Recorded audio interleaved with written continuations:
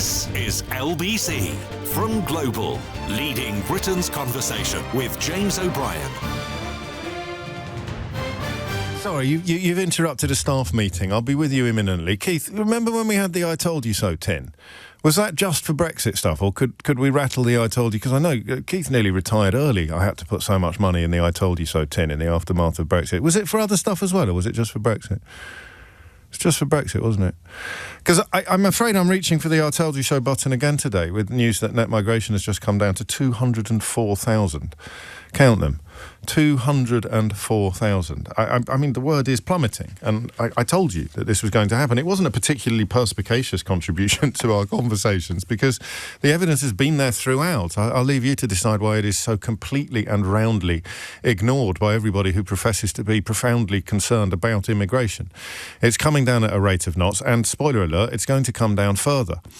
Please don't mention that the Office of Budget Responsibility estimates that we lose about £7 billion in taxes with every 100,000 person drop in net migration. I'll say that again. If migration drops by 100,000, the Office of Budgetary Responsibility estimates that we lose about £7 billion in taxes. Because most people who come here from other countries work very hard.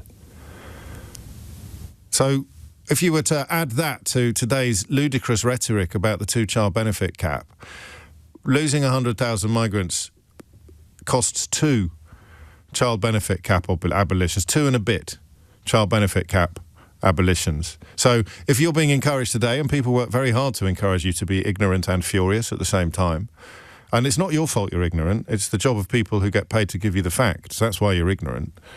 So if you were being encouraged today to get very, very furious about the abolition of the two-child benefit cap, you should be, by rights, 2 and a bit times as furious about every 100,000 drop in net migration. This isn't an opinion, this is counting. How many of the people telling you today to be furious about the cut to the abolition of the two-child benefit cap would also encourage you to be furious about a drop in immigration, a drop in net migration? I'll just leave that hanging because we have become, my friends, a ludicrous country. We have become a ludicrous population, a truly ludicrous society. When Logan Roy turned to his own children as they battled over the inheritance of his media empire in the superlative television drama Succession and said, "You are not serious people." He was Welsh by way of East Anglia. You are not serious people. That is what we have become, and it's not our fault. It is the fault. Was he playing an American? No, he was playing a Scot. He was still... Anyway, it doesn't matter. I'm not great at accent. You're not serious people. It's not our fault that this has happened. I joked yesterday that 2 of the men paid for their opinions about budgets would be paid for their opinions about budgets today, despite the fact that, and I think this is important, if it's a bit of a hobby horse of mine and you don't find it interesting or relevant, then do let me know so that I can take your thoughts on board. I messaged yesterday these 2 men in 2022, when commenting upon the Truss and Kwarteng apocalypse, wrote, "The best budget I have ever heard a British Chancellor deliver." That was someone called Alistair Heath at The Telegraph. Alex Brummer at the Daily Mail wrote, "Seismic, a genuine Tory package elbowing to one side the Treasury's fiscal conservatism." So you go back to September 22, when, by any account, the single worst budget or mini-budget in the history of our islands was greeted with unalloyed glee by men who are paid for their analysis and opinions. And fast forward to November 2025, and guess what? They're still getting paid. So how much weight would you set by the opinions of men who thought that Liz Truss and Kwasi Kwarteng were economic visionaries possessed of a genius not seen since the times of Ptolemy? Because that's what you're expected to do. And listen, don't tell anyone, but an awful lot of people who do what I do for a living don't have any original thoughts of their own. They wait to see what the Daily Mail and the Daily Telegraph are doing and then just regurgitate that to you over the airwaves every morning. So here are those men who thought that Liz Truss and Kwasi Kwarteng were economic visionaries, geniuses, the likes of which we only see once every 200 generations. Here they are on Rachel Reeves. First up, Alex Brummer at the Daily Mail. "She's found an orchard of magic money trees that will speed up the UK doom loop." Who wouldn't take him seriously, given his absolutely crystal clear analysis of Kwarteng and Truss? And Alistair Heath, Oh, come on then, Keith. Let's get the unhinged headline out of the archives. We haven't used it for a while, and I miss it. Do you miss it? Go on. Unhinged headline. Britain is now in the grip of full-blooded socialism. That's the editor of the Sunday Telegraph listening to the same budget you listened to and concluding that private enterprise was abolished.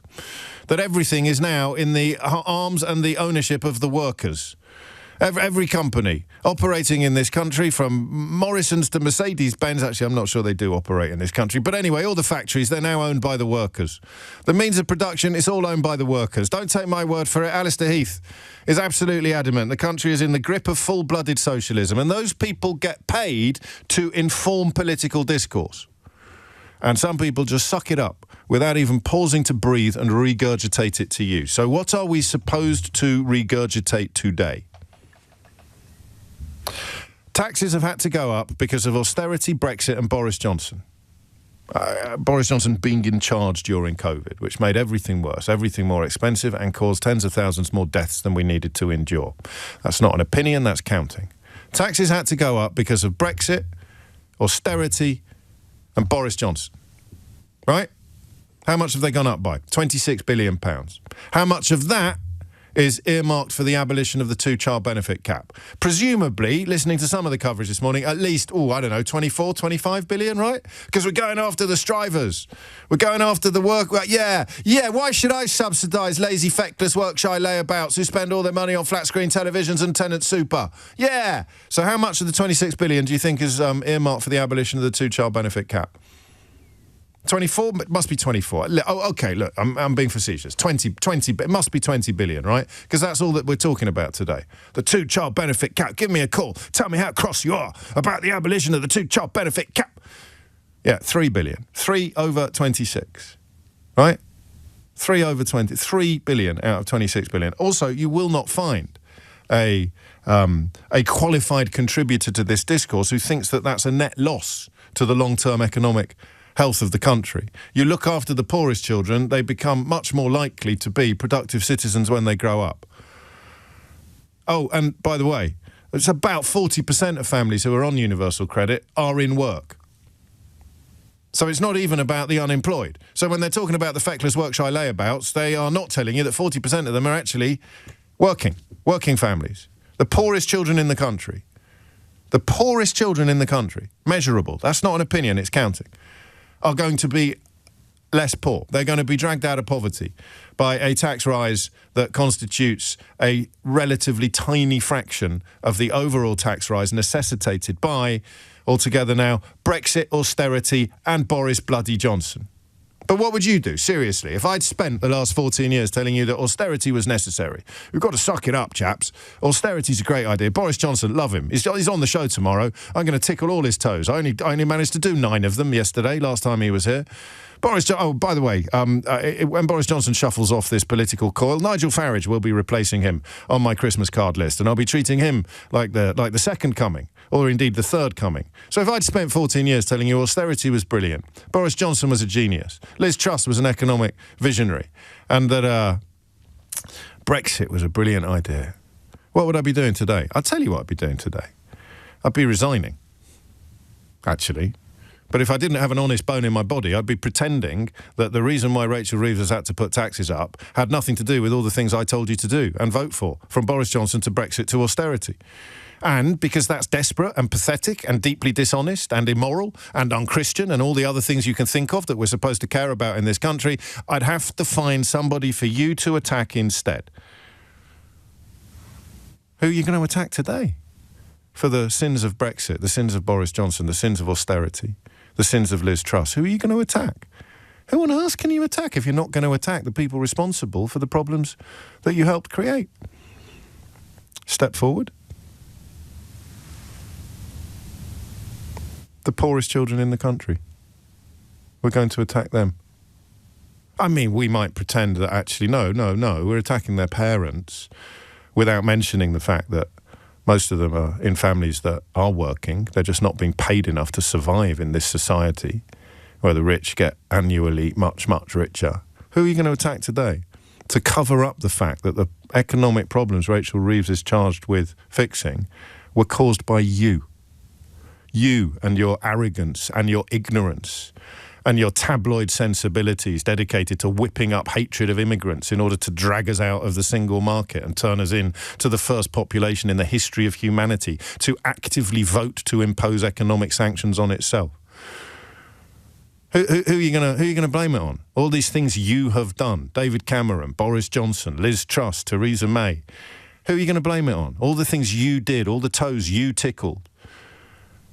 Who are you going to blame it on? Well, I think I'm going to blame it on the poorest children in the country, obviously, because they should be even poorer. That is the logic of 85% of the media coverage of Rachel Reeves's budget yesterday. I'm not here to cheer for Rachel Reeves's budget. I'm here to explain the context and the background to it, because everybody else seems to be pouring this poison into your ear. Those children over there, the poorest children in the country, they should be even poorer.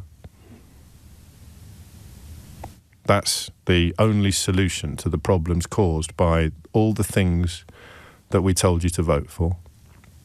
The Brexit, the Johnson, the austerity, the Truss, albeit no one actually voted for her. So how are you going to cover that up? How are you going to paper over that hideous crack, that fissure of fraudulence? Oh, I'm going to go after the poorest children in the country. And I'm going to give you just enough camouflage, just enough khaki to pretend that what you're really going after is their parents. Just don't mention that almost half of them are in work anyway, and the ones that aren't are more likely to find work by the time this parliament ends than anyone is ever going to admit. And if that's not enough, let's just get the disabled people who've spent their own money on nice cars and ban them from having the cars that they want and forcing them to drive the cars that we think they should be driving because a couple of weirdos on Twitter got angry about it 6 months ago. And that is the country that you live in. That is the country that you live in. If I was charged with distracting you from it, I'd probably have some nonsense to spout about Rachel from accounts while pretending it's not a profoundly misogynistic label to apply to the Chancellor of the Exchequer. But that's not my job. That's not my business. I'm not here to distract you from anything. I'm here to remind you. I'm here to remind you of what is being done to you on a daily basis. And it's not over yet. Not by a long chalk. So, tell me what I am supposed to be angry about today. 0345 6060 973 is the number that you need. And genuinely, tell me what you're angry about. The effort put into making you angry this morning is superhuman. It's visible from space. And it is being conducted, not even a single syllable of a lie, by precisely the people who told you that Liz Truss was a genius, that Kwasi Kwarteng was the answer to all of our country's economic ills. This isn't a joke. This isn't a drill. This is the unvarnished truth. The same people that got paid to tell you that Liz Truss's budget was a stroke of genius are now telling you to get furious to the point of apoplexy with Rachel Reeves. And they get paid for both positions. Alex Brummer in the Daily Mail, Alistair Heath in the Daily Telegraph, countless broadcasters and the world and his wife on right-wing media get paid 3 years ago to tell you that Liz Truss is a genius, and this year that Rachel Reeves is a wet blanket. I mean, listen, they could be wrong on both occasions. They could be right once and wrong once. I don't think anybody's going to argue now that Liz Truss was an economic genius, not even the people like Alistair Heath, who described it as the finest budget he'd ever seen, Nigel Farage, who said the best budget since 1986. They're not going to suddenly discover honesty, integrity, accuracy, decency. Doesn't mean they're wrong about Rachel Reeves. It just means you should take what they say with a pinch of salt, no? What are you actually angry about today? In the context of the budget, fun though it may be to do an angry hour when you can ring me about anything from potholes to Peterborough United, it's not the order of today. What is it going to be? What is it going to be? What have you been successfully primed? Pal of mine used to wander up to Daily Mail readers if he saw them at a railway station. He used to sidle up next to them and just go like this and go, "Are you angry yet? Are you angry yet? Are you angry yet? Has it worked?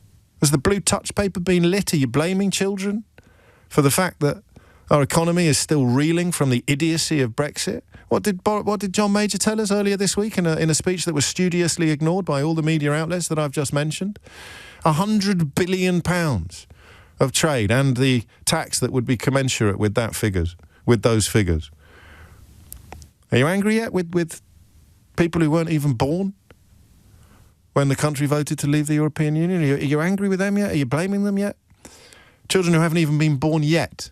Theoretical children of the future that the Daily Mail, the Daily Telegraph and sundry broadcasters want you to be furious with today. Who are you cross with today? Theoretical children of the future, James. Who aren't you cross with? The people who said Brexit would be brilliant. Boris Johnson was a genius. Liz Truss was an economic visionary. And austerity was the necessary price to pay for the sins of the bankers, because the global financial crisis of 2008 was caused by there being too many Sure Start centres in Sunderland. Has it worked? Tell me why I'm supposed to be angry. I'm on the hook for all of this. I'm on the hook for the mansion tax. I'm on the hook for the income tax. I'm on the hook for all of this. All of it. Only thing I'm not really on the hook for is the electric car thing, but I was thinking of buying one. Why should I be angry? Who should I be angry with? Genuine question. I don't want to make it all about me, but I am all of the things that are supposed to be furious today. And the idea that I'm going to park my thoughtfulness and reach instead for fury at children who haven't been born yet, for the sin of living in a country governed by a party that thinks that they should be dragged out of measurable poverty. What am I supposed to be angry about, if not with the people who lie and lie and lie again and are lying like it's going out of fashion today? So genuinely, listen, I mean, that is authentic, it is sincere, you know that it's true, you know that it's real. But maybe there are some things that you should correctly be angry about, because goodness knows they haven't exactly covered themselves in competence, this government, have they, by any stretch of the imagination. She kept the backbenchers happy yesterday and she didn't set off any bombs. The coverage doesn't get affected by the facts. I hope you've realised that by now. If the people who thought Liz Truss was a genius are still getting paid to analyse Rachel Reeves's budget, we are lost, essentially, as an informed electorate. We're lost as an informed population. I suppose if 60 million people listen to this programme, there might be a chance of clawing back some sort of reality or credibility, but they don't. So we're completely lost. And what kind of a society? How bad would you have to be at your job to get paid 3 years later to do the same job you did when you were describing Liz Truss as a genius? So what are you angry about? And I don't think I want a row with you, unless, obviously, you love the idea of children being cold and hungry. What are you angry about? 0345 6060 973. Also, of course, as immigration plummets, as I told you it would, and now it has, the birth rate needs to go up. We need more children. Demographics demand that we have more children. And in fact, some of the fascists and far-right figures who are increasingly populating our public discourse will tell you that we need more children. But they don't want the children to be born to people who weren't born here, like Boris Johnson. They want the children to be born to people who were born here. And I mean, we don't want people with foreign parents, like Nigel Farage's daughters. We want people who well, I don't know who we want, actually, but that's what they keep telling us. We need more babies that aren't like those babies there. Poor babies. We don't want poor babies. Poor babies don't grow up to be nurses or doctors. We just want what? What do we want? I don't know what we want, but I know that we want it. And when do we want it? Now. James O'Brien on LBC. It is 23 minutes after 10, and I feel free to challenge any of the facts that I just shared with you there, and any of the words that I just used, any of the statistics that I just disseminated, or, of course, just send me some insults, because you hate what you see when I hold up a mirror. I'm bloody angry about all these scroungers. Oh, good Lord, I've been played like a cheap fiddle. And damn that James O'Brien for proving it. I love those messages. I may even read some of them out today. But if it's worked and you are angry and you think that you have good reason to be angry, I'd like you to tell me what you're angry about, because by every available measure, I should be absolutely apoplectic this morning about what Rachel Reeves has done to my family's finances overnight. But I look at the country that I live in and I think, good God, where else are you going to go for money if not to the people who've got some? Oh, sorry, that's not a rhetorical question, because, of course, the alternative is to go after poor children who haven't been born yet. Sean's in Birmingham. How angry are you, Sean, and why? Oh, quite angry for a variety of reasons. Well, you don't sound it. Come on. No, I always come across as positive, but yeah, I am fuming. That's better, thank you. So, it's just, as a starting point, I mean, the fact that the two-child cap, the conversations that were going on this morning were just ridiculous. The fact that 450,000 children in poverty are going to be able to come out of poverty should be open arms. We're thinking this is great, but no, because people on benefits are going to spend all this money and cause all of these problems and honestly, it's pathetic. I think the response to it, I think what we're forgetting in this debate is up until 2017, the two-child cap wasn't in place. It was the Tories that brought that in, and that has then thrown those children into poverty. It was a political choice to put all of those children in poverty, and Rachel Reeves is reversing that. Now, personally, I think it's late. I would have I'm happy that it's happened, but I think it should have been in the manifesto and done on day one. As was established, it's $3 billion out of 1,200 billion of government spending to have that big an impact. You're absolutely right. I've only done it as $3 billion out of the £26 billion worth of tax rises. But if you take it as a percentage or a fraction of the overall government spending, then it's negligible. 0.25%. So is it? Have you done the sums? I'm gonna trust you. 0.25%. Approximately 0.25%. If it's $3 billion, I'm sure we're about 1,200 billion on spending. Then it's 0.25% that we're. Eleanor will be checking this furiously as you speak, because we are nothing. As I say, give or take, I'm using a 0.25%. So if you were able to talk to somebody who has been spitting nails about this policy change, this budget moment all day, you'd have to say, why are you more angry about this 0.25% than you are about anything else? And not least the fact that we reckon every 100,000 drop in net migration costs the country about $7 billion in tax takes. Again, these are estimates and forecasts, but given that it's just dropped by about 80% from the peak of 2023, we're hemorrhaging money by clamping down on migration as well. Exactly. And this is another thing which... linking it to migration, we have an ageing population, we have a decrease in birth rate. The only way we have people in this country that are working as a percentage of the population and are here to pay the state pensions via taxation is if we have migration. So yes, there will be a lot of people welcoming that decrease in net migration, but when we're not... it was even in the OBR thing that got leaked yesterday. I mean, you clearly do your homework, so you probably noticed. I needed it to be pointed out to me. Yeah, actually, I'm behind. Well, you had 20 minutes before the budget started to get stuck into it. But I know. I'm sorry. I decided to listen to your coverage instead. Quite right too. Quite right. Best coverage in the country, the world actually. But the forecast contained an explanation of how growth is impacted by falls in migration. So we're living in a country. This is what I mean about not being a serious population anymore.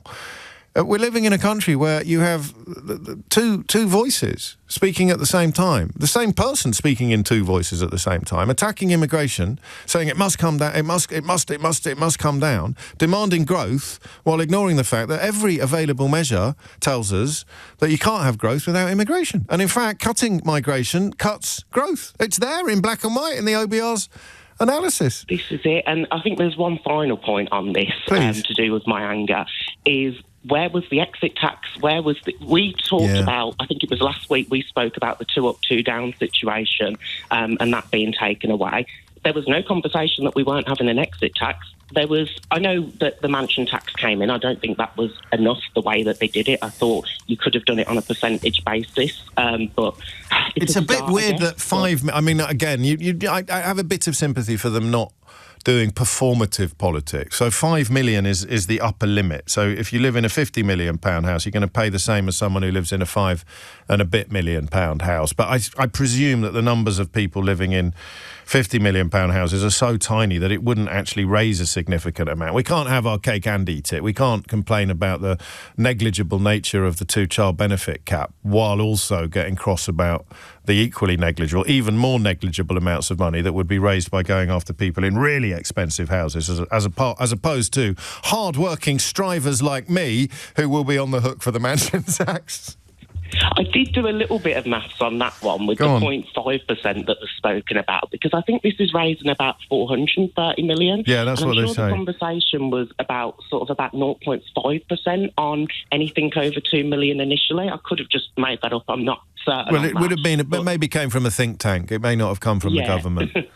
That's it. But I think that was saying it would raise double. And I know in the grand scheme of things that's, 500 million. It's not massive in the fact of how far that could go. But I think poverty measures, that's where it could have went the furthest. And I think if they really wanted to flip this government round and put the focus on people at the bottom, they could have created, something there. Like I say, I'm splitting hairs at this point. No, you're always very, very well informed, which is of enormous value to us. And you also obliquely make an incredibly important point, which is that they can now argue we haven't focused on the people at the bottom. It might be the sort of compassionate Christian thing to do, but it may also not be the pragmatic thing to do. But they haven't done that. They have attempted to keep most of the people happy most of the time, which is why the right-wing media is reduced to encouraging you to hate children who haven't been born yet.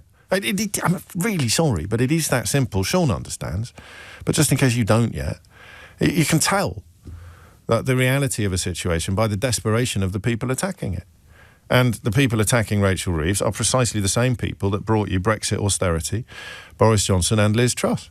And they dominate public discourse in this country. And if I sometimes seem to be a little bit obsessed by it, it's because I'm patriotic.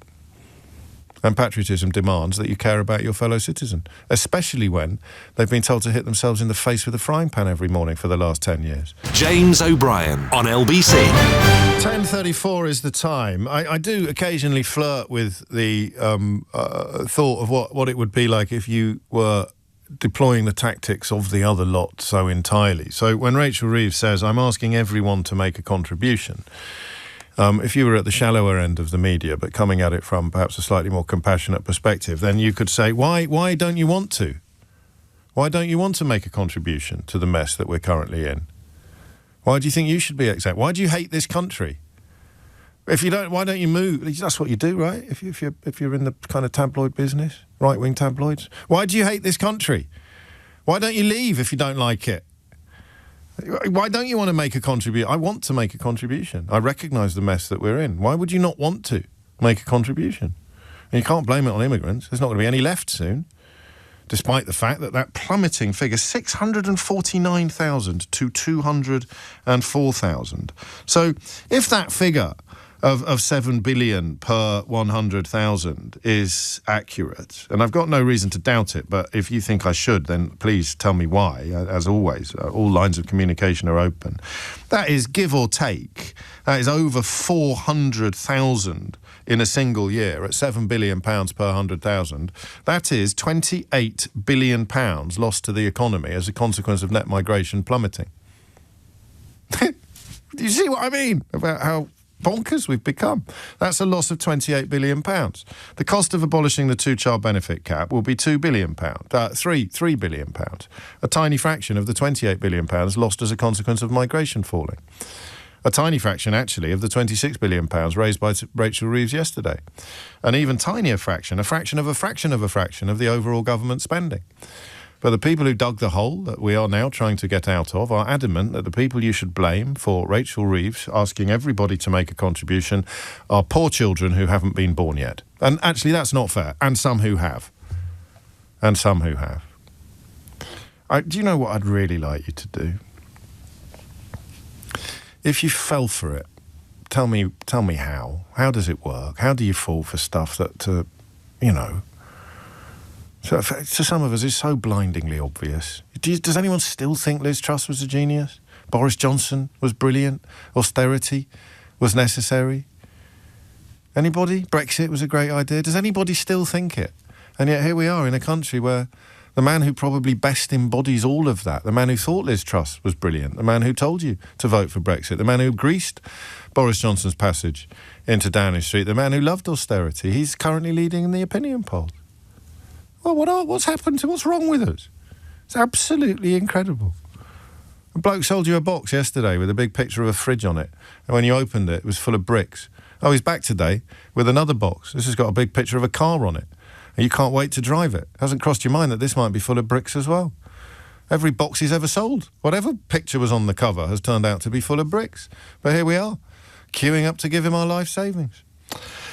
Has the whole country been kicked in the head by a horse? Lynn's in West Wickham. Lynn, what would you like to say? Oh, hi, James. Hello. Hi, I'm very nervous. It's only me. Well, I'd like to say that I love listening to your programme. Thank you. Because you're one of the only people that ever tell the truth. I hope so, Lynn. I hope so. Well, to me, certainly to me, because obviously the news and everything else is so biased. Very, very biased, and I hate listening to him. I hate listening to people that talk about the Labour Party. Well, I'm not a fully signed up member of the fan club for the current government, and in the last 3 or 4 months, I'm afraid I've felt deeply disillusioned and deeply let down. But two things can be true at once. We're living in an ecosystem that is entirely corrupt, and it's been corrupted largely by precisely the people who were pouring praise on Liz Truss 3 years ago, and now are attacking Rachel Reeves. But Yes. I mean, but go on. But you never hear a good thing, do you? I mean, when they do something good, which is really, really good for working class people, you don't hear it. Anything that's negative, you hear, and you hear it over and over again, almost like they're trying to hypnotise you or something. But it'd be very nice to hear the good things, and I think her budget was very rounded and very fair, personally. I don't know who else is supposed to be on the hook for this money, if not the people who've got it. And none of us really feel that we've got too much, or very few of us feel that we've got too much. And an awful lot of the people who have got too much don't think they've got enough, which is one of the reasons why the world is in such a mess. Right.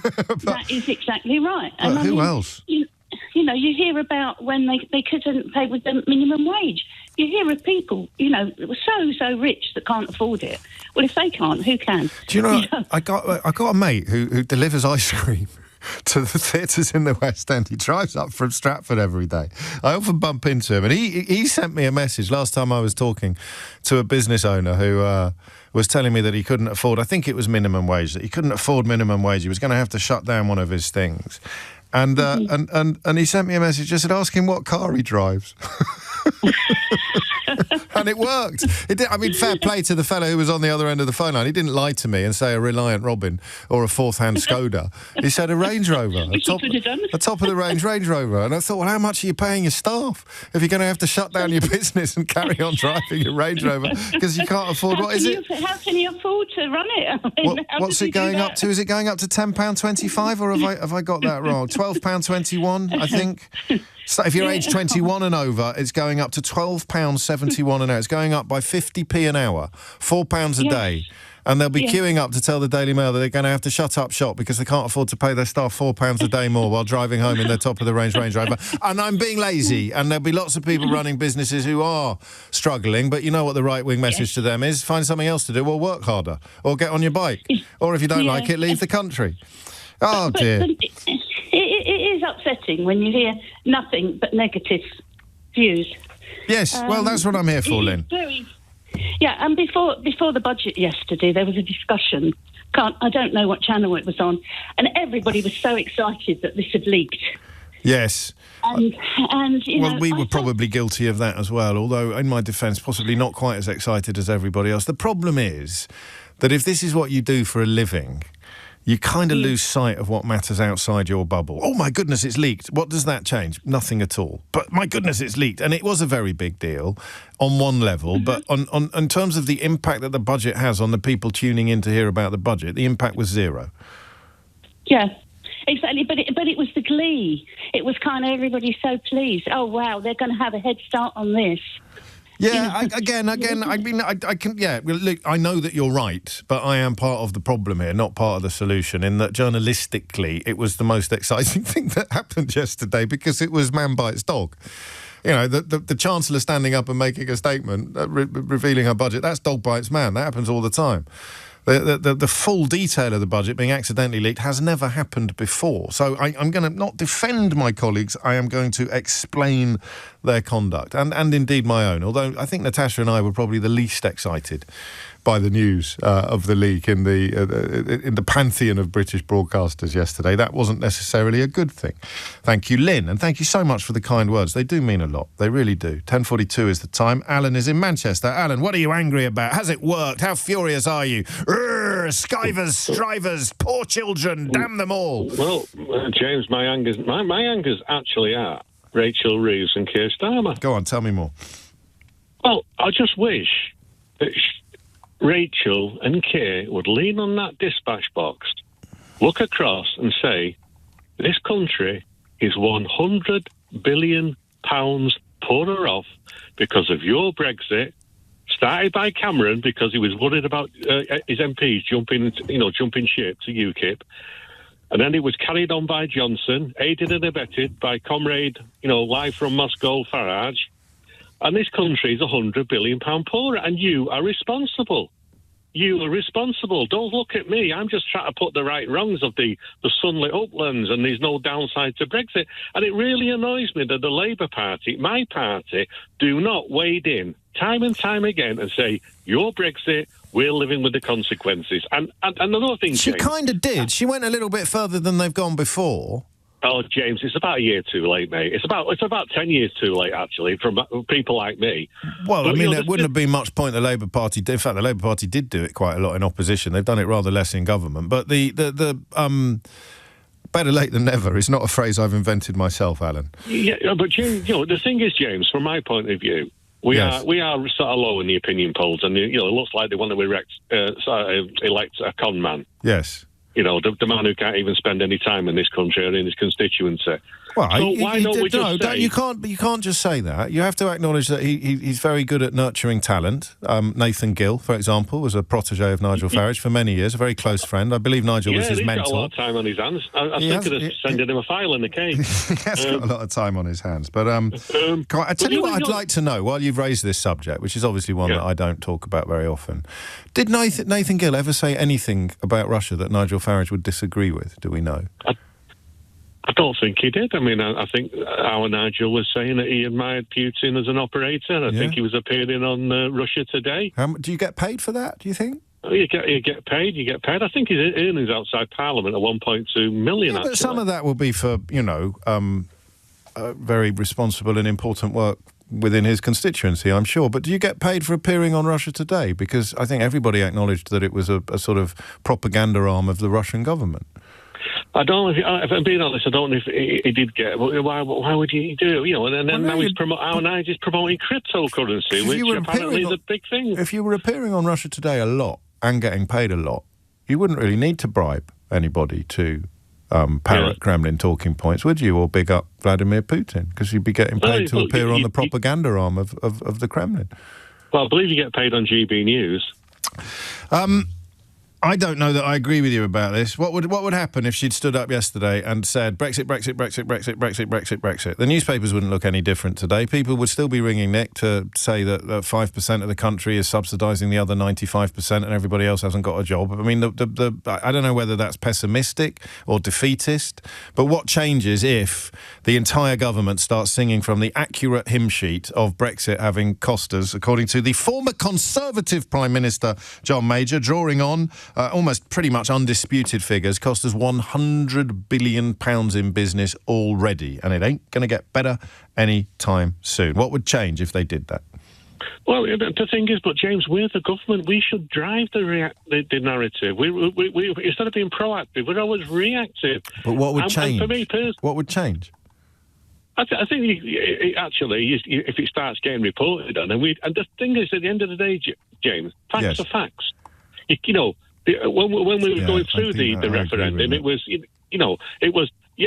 sunlit uplands, there's no downside to Brexit. They need us more than we need them. And now we just turned out the dust is settled and the facts are there. You have a lovely saying for it, James. Like saying, have pity on, I forget what you say. Well, people were conned. Oh, compassion for the con men. No, contempt for the con men, compassion for the con. I think that ship is close to sailing. Do you know what? I don't know is the short answer to whether or not that would work. But I think you're right. The truth matters, so you've got to try. You've got to try. I mean, look at today's nonsensical print media. Absolutely absurd, given that almost all of them were blowing smoke up Liz Truss's fundament just 3 years ago. Absolutely absurd to turn to these people for guidance, insight or analysis. So why bother worrying about what they're going to say? They could announce jam for everybody. They could announce free apple pies from now until the next millennium, and they'd still somehow find a way of casting it as a negative. So just bite the blooming bullet and hit the Brexit button every minute of every day. Just say there's no... But then again, you've got the problem that Ed Davey seems to gloss over on a weekly basis at PMQs, which is A, they wouldn't have us back, and B, we can't necessarily negotiate anything that would be immeasurably better than the mess, the dog's dinner that Farage and Johnson and Rees-Mogg and the rest of them have left us with. Thank you, Alan. 10:47 is the time. James O'Brien on LBC. Don't mention the whole. Just pick over the attempts to get us out of it, which are far from perfect. But don't mention the whole, because if you mention the whole, you'd have to talk about who dug it. And if you start talking about who dug it, you're talking about almost all of the Tory supporting media. That's it. That's the tweet, as the kids say. Don't mention the whole, only mention the spades that Rachel Reeves is using to try to fill the hole in. Because if you talk about the whole, you've got to talk about who dug it. And guess what? It was not dug by children in poor families with more than one sibling. Apparently that's going to come as a major shock to many people in my profession. The hole was not dug by children in families, poor families, with more than one sibling. Yeah. It was dug, of course, by all of the people queuing up to tell you that Rachel Reeves is a disaster. It was dug by David Cameron. It was dug by Theresa May. It was dug by Boris Johnson. It was dug by Liz Truss, and probably not that much by Rishi Sunak, to be fair. It certainly wasn't dug by one of their predecessors, John Major, who pointed out last week that Brexit itself has cost £100 billion. Don't mention that. Whatever you do, don't mention that. Just keep telling them that the hole was dug by poor children who haven't been born yet. And something about farmers. Just while I'm on the subject of how the media works, there are 3 stories in the news today that I wonder how they would have been covered had some of the identifying characteristics of some of the people involved being different. There is the story of a man in Liverpool who drove his car into a crowd of civilians. He pleaded guilty to various offences yesterday. What do you think the coverage of that story today would be if some of that man's characteristics had been different from what they are? I'm not even going to go into detail. I'm going to leave you to speculate as to why that's not a huge story. Okay? Another story that I suspect would be, why has nobody complained about farmers blocking ambulances getting through in Westminster yesterday? Farmers parking their tractors all over Westminster, making traffic much, much slower. Why is no one hitting their desk and ranting on about ambulances, mythical ambulances, theoretical ambulances not being able to get through because farmers don't think they should pay 50% of the inheritance tax that everybody else with similar-sized businesses has to pay, or similar-sized estates has to pay? Why wasn't that anywhere? And then a story that may get a little bit more coverage as time passes, but again, it leads us into territory that looks an awful lot like asking who actually dug the hole. One of the men who received an extraordinarily generous PPE contract in return for faulty masks. I'll say that again. He supplied 50 million faulty masks during the pandemic, bought an £8.5 million London flat shortly afterwards, has just had the flat that he bought had a criminal restraint order imposed on the profit. But, you know, I don't know how he got on the VIP lane. We can but speculate. But tell me again about that house that Rachel Reeves is renting out, because that's front page news. 10:54 is the time. And then a quick line on that OBR explanation. Our central forecast sees potential output growth slow from 1.8% in 2025 to 1.3% in 2026, before picking up to 1.5% by 2030. The slowdown next year partly reflects a further fall in levels of net migration, which affects labour supply and aggregate output, but has a much smaller impact on output per person.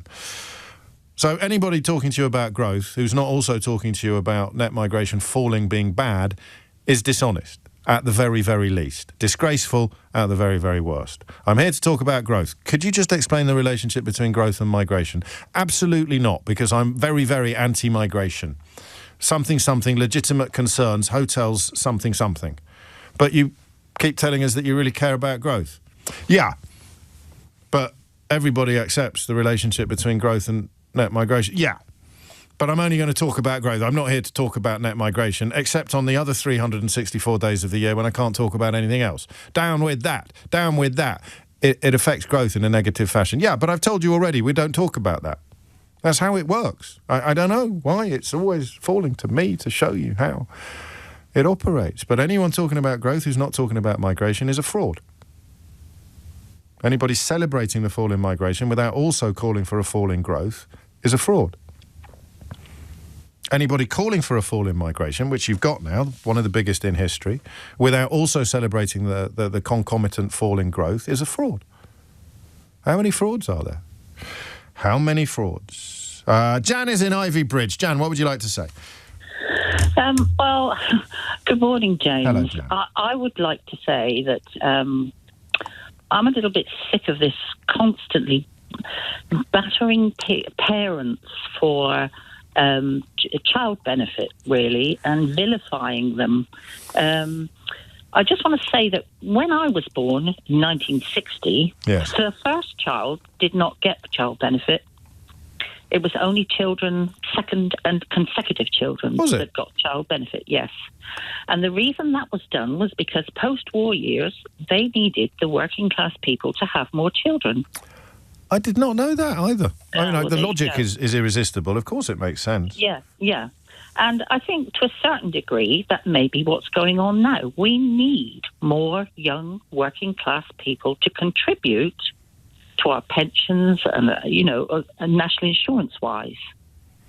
So I don't think they're necessarily encouraging people to have more children. I just don't want them to feel restricted.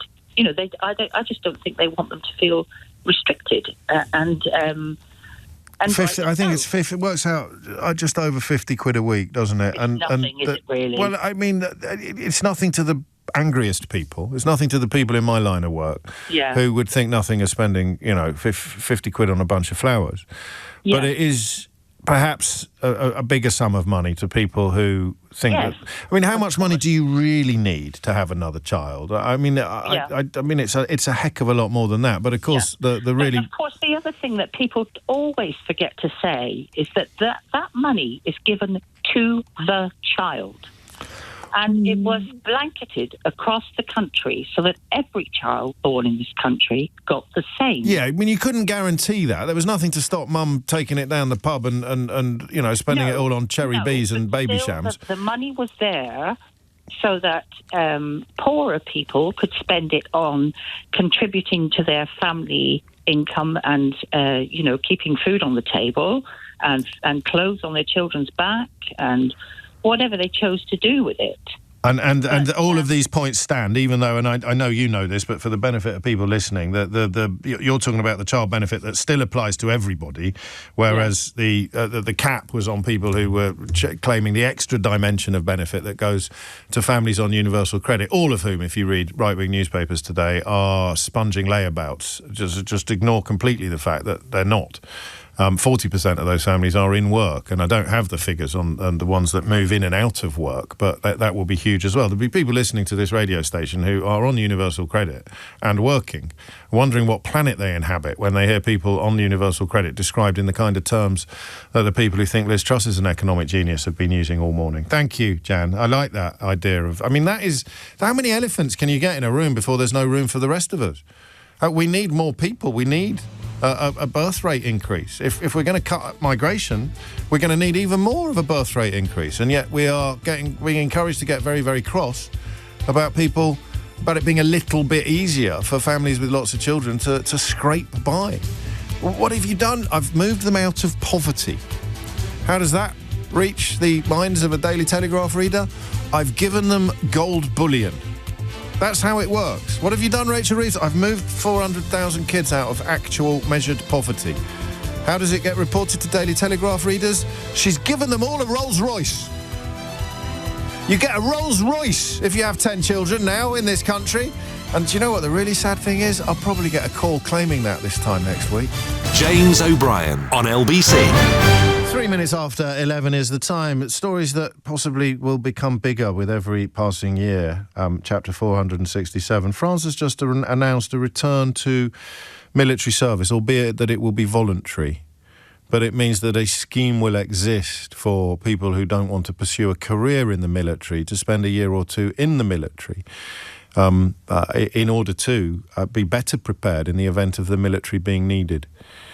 I know I harp on about Brexit, but do you remember when the people who told you to vote for it were complaining about the possibility of a European army, as if an army that we are in? Who would be terrified of a European army? I'll give you a clue. It's the political leader that Nigel Farage admires most.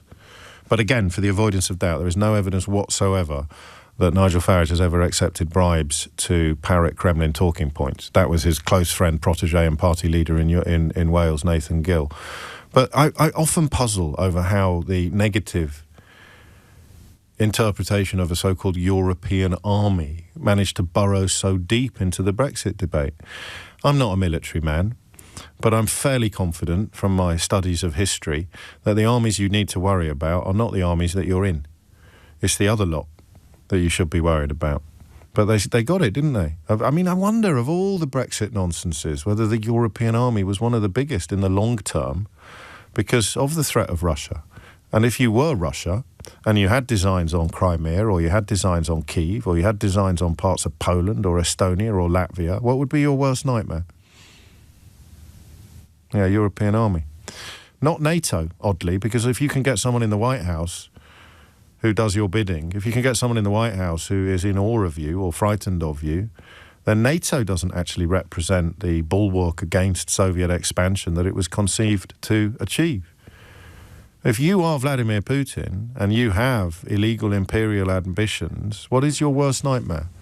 A European army. And who was telling you that a European army would be a terrible thing?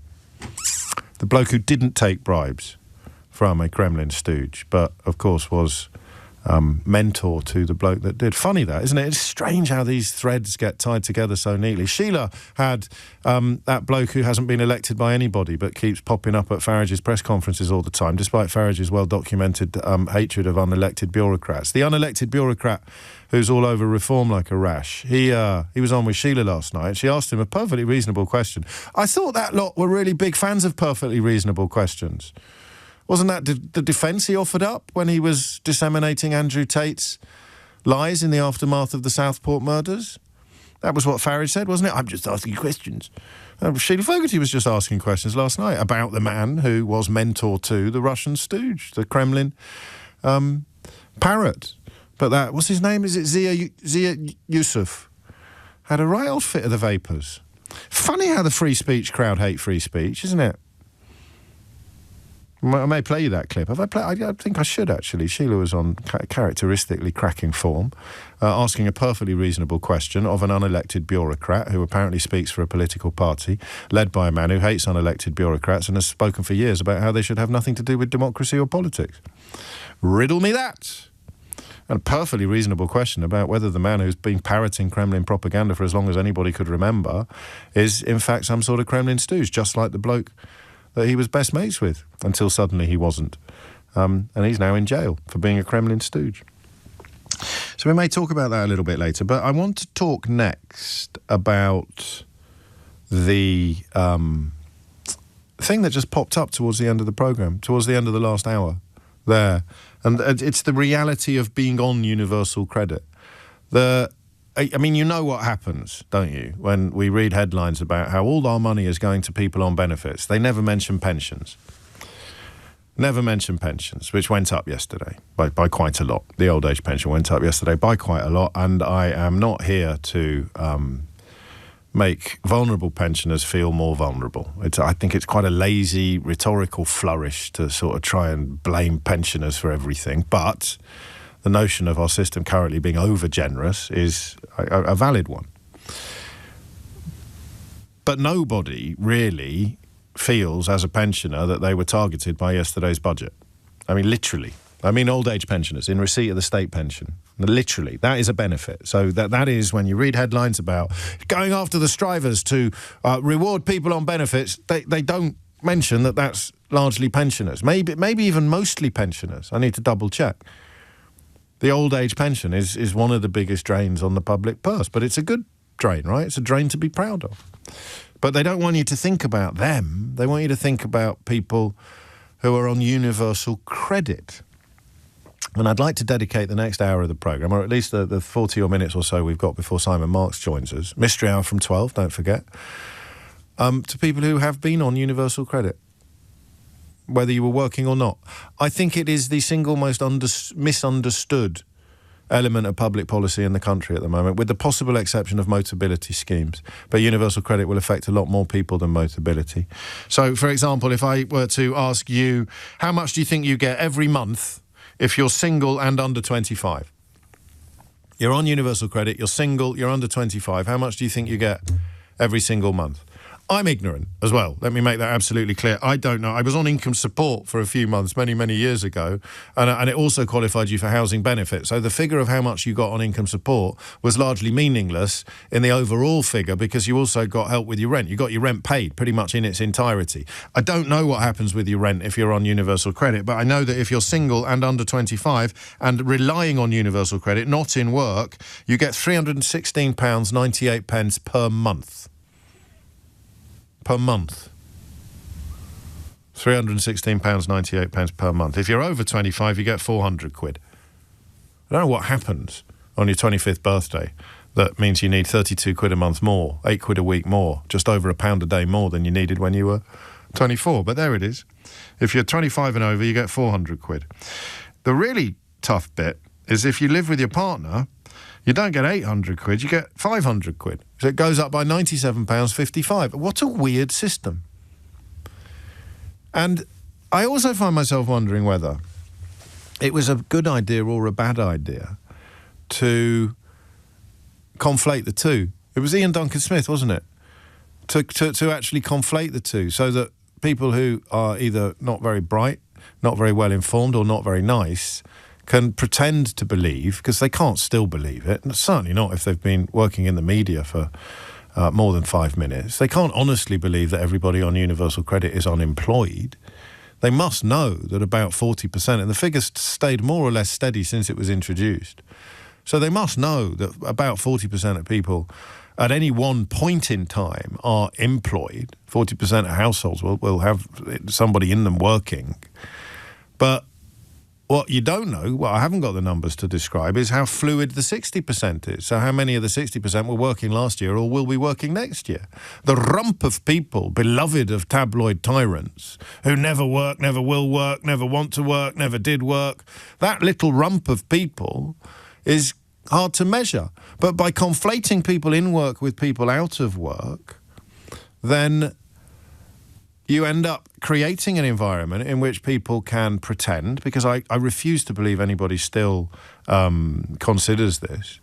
People can pretend not to understand that universal credit is both a temporary benefit for most people on it and a benefit for people in work, for almost half of people on it, 40% of households. So I've got two questions, really. One is about the detail, okay? One is about the detail of being on universal credit. It's the question I ask more often than any other on this programme. What's it like?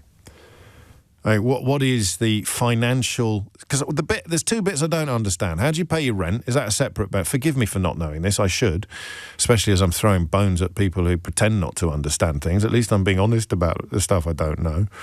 And the second bit is the relationship between work and universal credit. So if you are among the 40% of claimants who are working, I presume it's part-time, can you be on full-time work and still qualifying for universal credit? I genuinely need you to tell me, because I rely upon His Majesty's media for an awful lot of my understanding of these issues until I realise that I don't know enough, and then I rely on you. So I think the current figure is about 34%. It hovers between 34 and 40 over the lifetime of the benefit, over the lifetime of universal credit. It is incorrectly conflated in many people's minds with an unemployment benefit because, most people on it will be out of work, but we don't know how long they've been out of work or for how long they will be out of work. None of this matters, of course, to the tabloid columnist. But the narrative today is that you're having a laugh. I don't think anyone would dispute that, right? Either you're listening to this thinking, no, they are having a laugh, or you're listening to this thinking, yeah, James is right, everybody thinks we're having a laugh. Are you having a laugh? 0345 6060 973. You're on universal credit. Are you having a laugh? A genuine question. And you are more than welcome. You can change your name if you want to ring in and say yes, but I've got a very well-tuned radar for liars. It's why I'm so interested in Nigel Farage's career. 0345 6060 973. What is it like to be on universal credit? Okay? Both in terms of detail and in terms of experience. But the other bit that I want, and it speaks more to feelings than facts, is how big is the gulf between your lived reality and the national narrative? How big? You sit here as somebody who's on universal credit, listening to the radio, thinking, what is this universe that these other people who've never been on it inhabit? These extremely well-paid radio presenters who are portraying me as some sort of skiving layabout. I'm a foster carer. I qualify for universal credit. Who is he talking about? Because he's certainly not talking about me, and I'm on it. So what does it feel like to be, if this is indeed how you feel, because it may not be, you may be about to ring me and tell me that, yep, I am having a laugh. But what does it feel like to be so egregiously misrepresented? And for people who, like me, have no experience whatsoever of universal credit, I wonder whether it was a really bad idea to conflate the two. So unemployment currently stands at about 5%, I think. And that will be approximately 60 to 60-something% of universal credit claimants, right? If I've understood everything correctly. But by having universal credit paid to people both in work and out of work, you somehow inflate, or you allow dishonest people to inflate the public's perception of how many people... Do you see what I mean? Has conflating the two been a terrible mistake? Because it creates an environment in which most people don't know the difference. How many people, for example, knew that if you're single and under 25, you're expected to get by on 317 quid a month? And how many people knew that 30-odd% of people on this credit were in work as of May of this year? Hit the numbers now, you will go through it. Listen, I think this is just about painting the wall with knowledge and experience, so that next time we hear someone wanging on about universal credit, we will at least have a few more facts at our fingertips than we currently do. And I need your help to do that. I'm sorry, I probably should have been across this a little bit sooner. Last time we talked about child benefit, I was half an hour into the programme before I fully understood the difference between the child benefit my mum got when I was a kid and the 2 child benefit cap. And I do this stuff for a living. So, there is forgivable ignorance, isn't there? And then there is unforgivable ignorance. And sometimes it's hard to know where the line between the two is. But you educated me on the 2 child benefit cap, and you're about to educate me on universal credit. What's it like? What's it like to live on it? And what's it like to live with the very deliberate and very ugly misrepresentation of reality that the people who, forgive me, my record is going to stick again, told you to vote for Brexit, told you austerity was a good thing, told you Boris Johnson was a genius, told you Liz Truss was an economic visionary, all of those people are now telling everybody that universal credit is a cakewalk, a jamboree, a joy. What's the reality, and what's it like to live with the lies? James O'Brien on LBC. 90 minutes after 11 is the time. Universal credit. I mean, it's a long list, isn't it? Single mothers, flat screen TVs. Who are you going to blame? Who are you going to get cross with? Not the people. I'm bored of pointing it out, actually. I'm not going to stop. But not the people who've got the lot. People who've got naff all. Today's response to the budget is targeting children from poor families that haven't been born yet. and people on universal credit. I can't speak to children even I can't get people from poor families who haven't been born yet to ring in, but I can get people who know a little bit more about universal credit than every single journalist on right-wing newspapers or radio programmes or TV shows in the country. And I mean you, so you better ring me. Matt's in Waltham Forest. Matt, what made you pick up the phone? Morning, James. Hello. I have been on universal credit since about May. Okay. I lost my job at the end of January, beginning of February. Full disclosure, ex-journalist. Of course. Also worked in public relations, and that's the job I had that I lost. It was media relations manager for a large insurer. Okay. I was on good money, couldn't claim universal credit until May because I had savings. Right, let's just dig into that. Do you know the numbers? I think it's like if you've got more than about £6,000, I think it is, in savings, then you can't claim. If you have over £6,000 in money, savings and investments, your payment will be reduced by £4.35 for every 250 quid you have between 6 and 16. So it could, if you've got enough in savings, be reduced to zero. And it was for you. It was for you until you'd eaten into your savings. Yeah. Okay. Funny that, because I read this morning the budget was penalising savers. I'm glad you can laugh. Yeah. Carry on. I mean, well, if you don't laugh, you end up crying. Yeah, I'm sure you do. So eventually I get to May and I've whittled down my savings down to next to nothing, or the below the limit, whatever. Yeah. They still take off that chunk as well that you just mentioned, even off the 6,000 as well. Right. So you can, I think I claimed housing benefit and universal credit because I'm in Essex, literally just over the border it's like 300 yards, it's ridiculous, right? But because I'm in Essex, there's a cap on how much housing benefit you get. Okay. That is capped at £1,000 in my case. My rent's £1,300. Okay. So I also got a job. A mate of mine got me a job with him working in a pub. Yeah. For every £1 I earn working in the pub, I lose 55 pence in universal credit. So there have been some months where all my universal credit's gone. But that also eats into your housing benefit as well. So how? They take it off that as well. Oh, so 55. Yeah. So for every single £1 that you earn, you lose it not just off universal credit, but also off your housing benefit. So you get to a situation where you might earn, I don't know, £800, say, in a month, which I've done, working part-time, but you've lost 600 or 700 in benefits as well. And this is you're literally no better off. You might as well not be working. And this is the thing also beloved of right-wing journalists, which is they then, I think probably with a little bit more justification than usual, they can use that to claim that the system is discouraging people from working. I don't think it rewards work.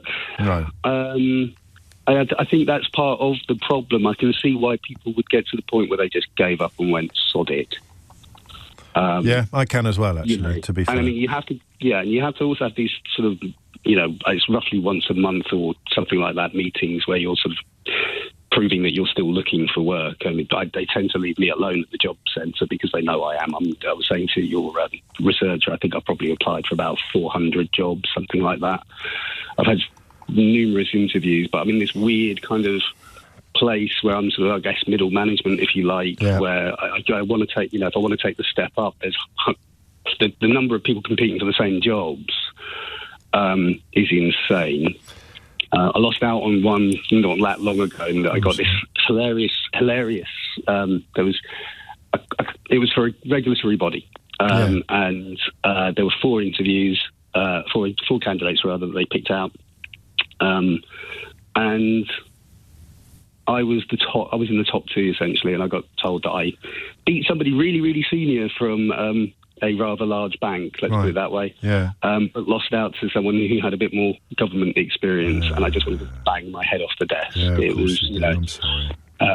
And then, then I'm having interviews with PR agencies, where I say, it doesn't have, either you're too,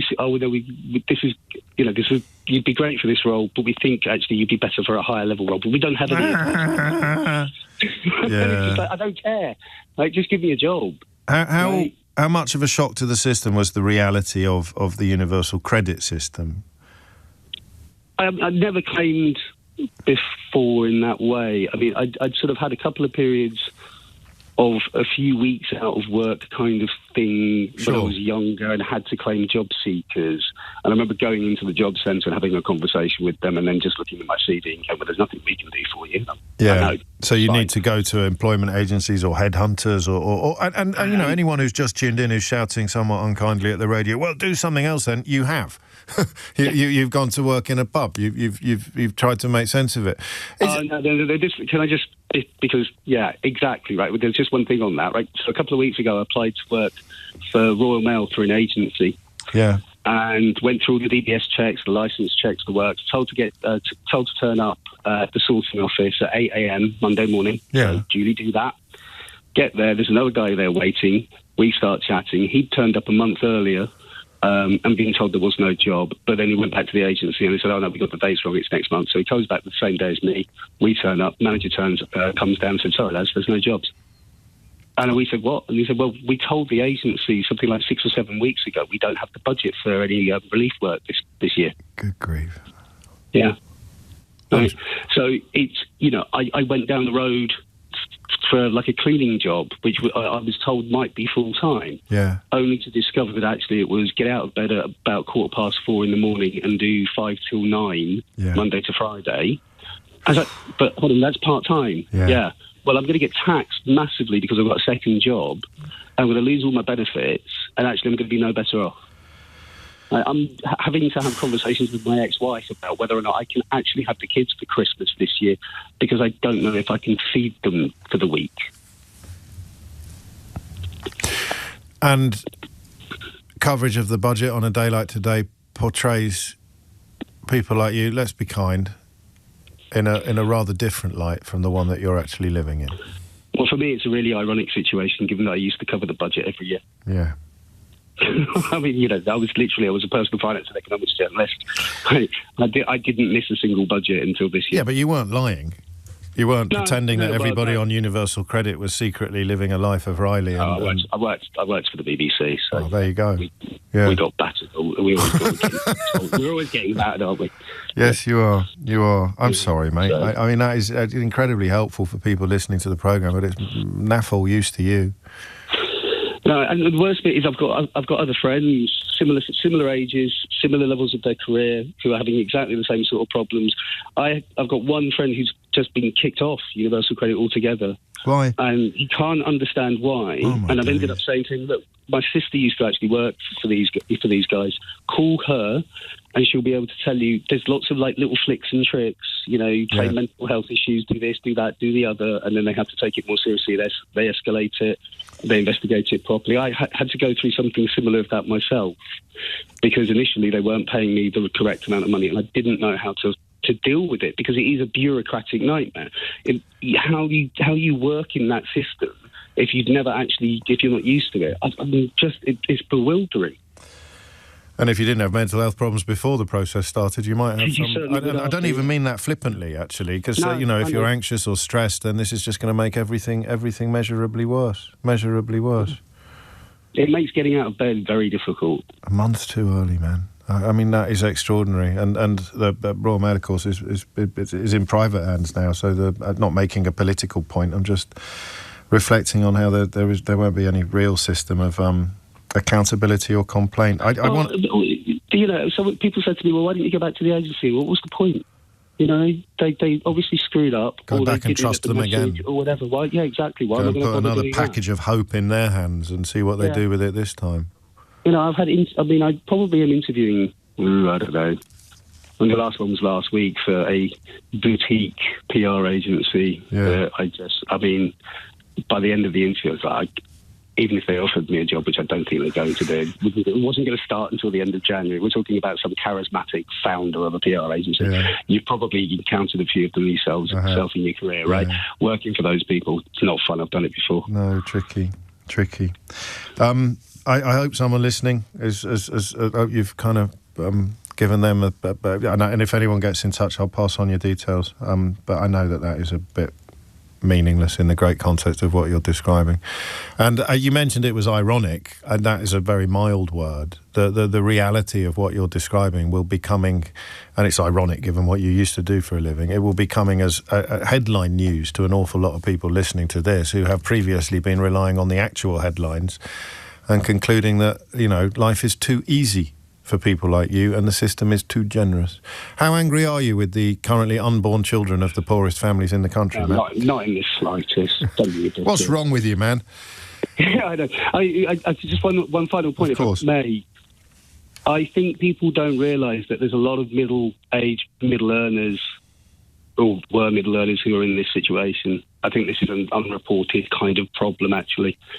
I'm seeing an awful lot of it on LinkedIn, because I basically spent half my day doom scrolling LinkedIn and people complaining about the recruitment process and all the rest of it. And everyone is ripe, really, to be persuaded that it's all Rachel Reeves' fault. It would be harder to persuade you, given your professional background. But if you are confronting for the first time in your life these kind of difficulties, and someone is whispering in your ear, it's all Rachel Reeves' fault, I can see how people fall for that, completely ignoring the last 14 years and the hat-trick of absolute horrors inflicted upon the country by precisely the same people now pretending that the problems Matt and many others are facing have somehow been caused by Rachel Reeves.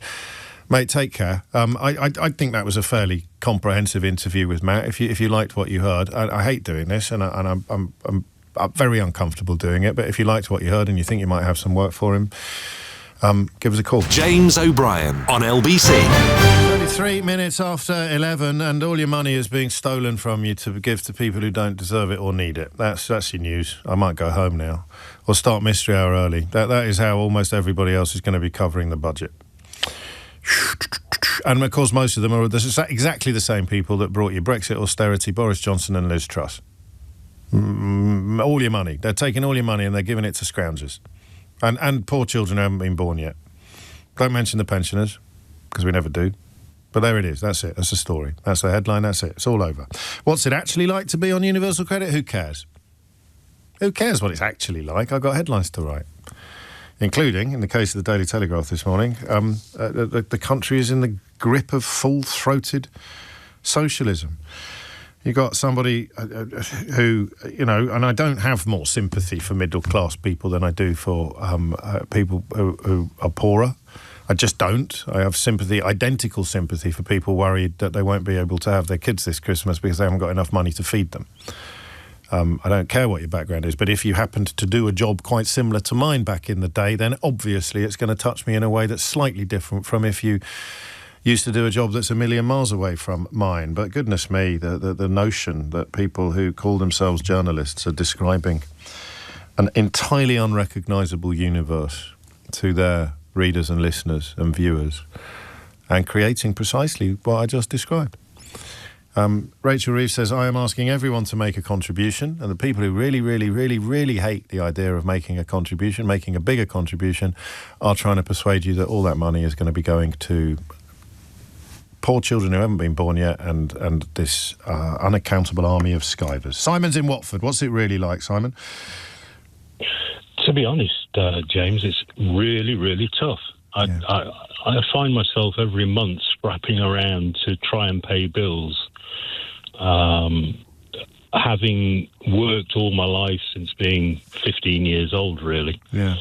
I'm now 55. I have, very lucky, I've got my wife and 4 children.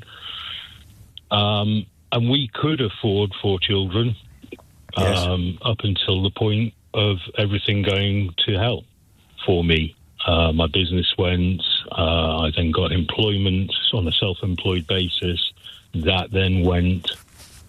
Now I survive on universal credit. Should I say we survive on universal credit? Yeah. And I've taken a job back in March, self-employed as a courier.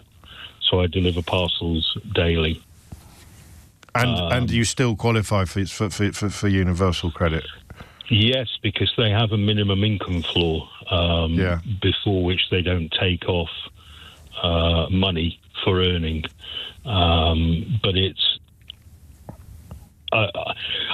I don't want to say I earn a pittance for what I do, but it is a low-paid manual work.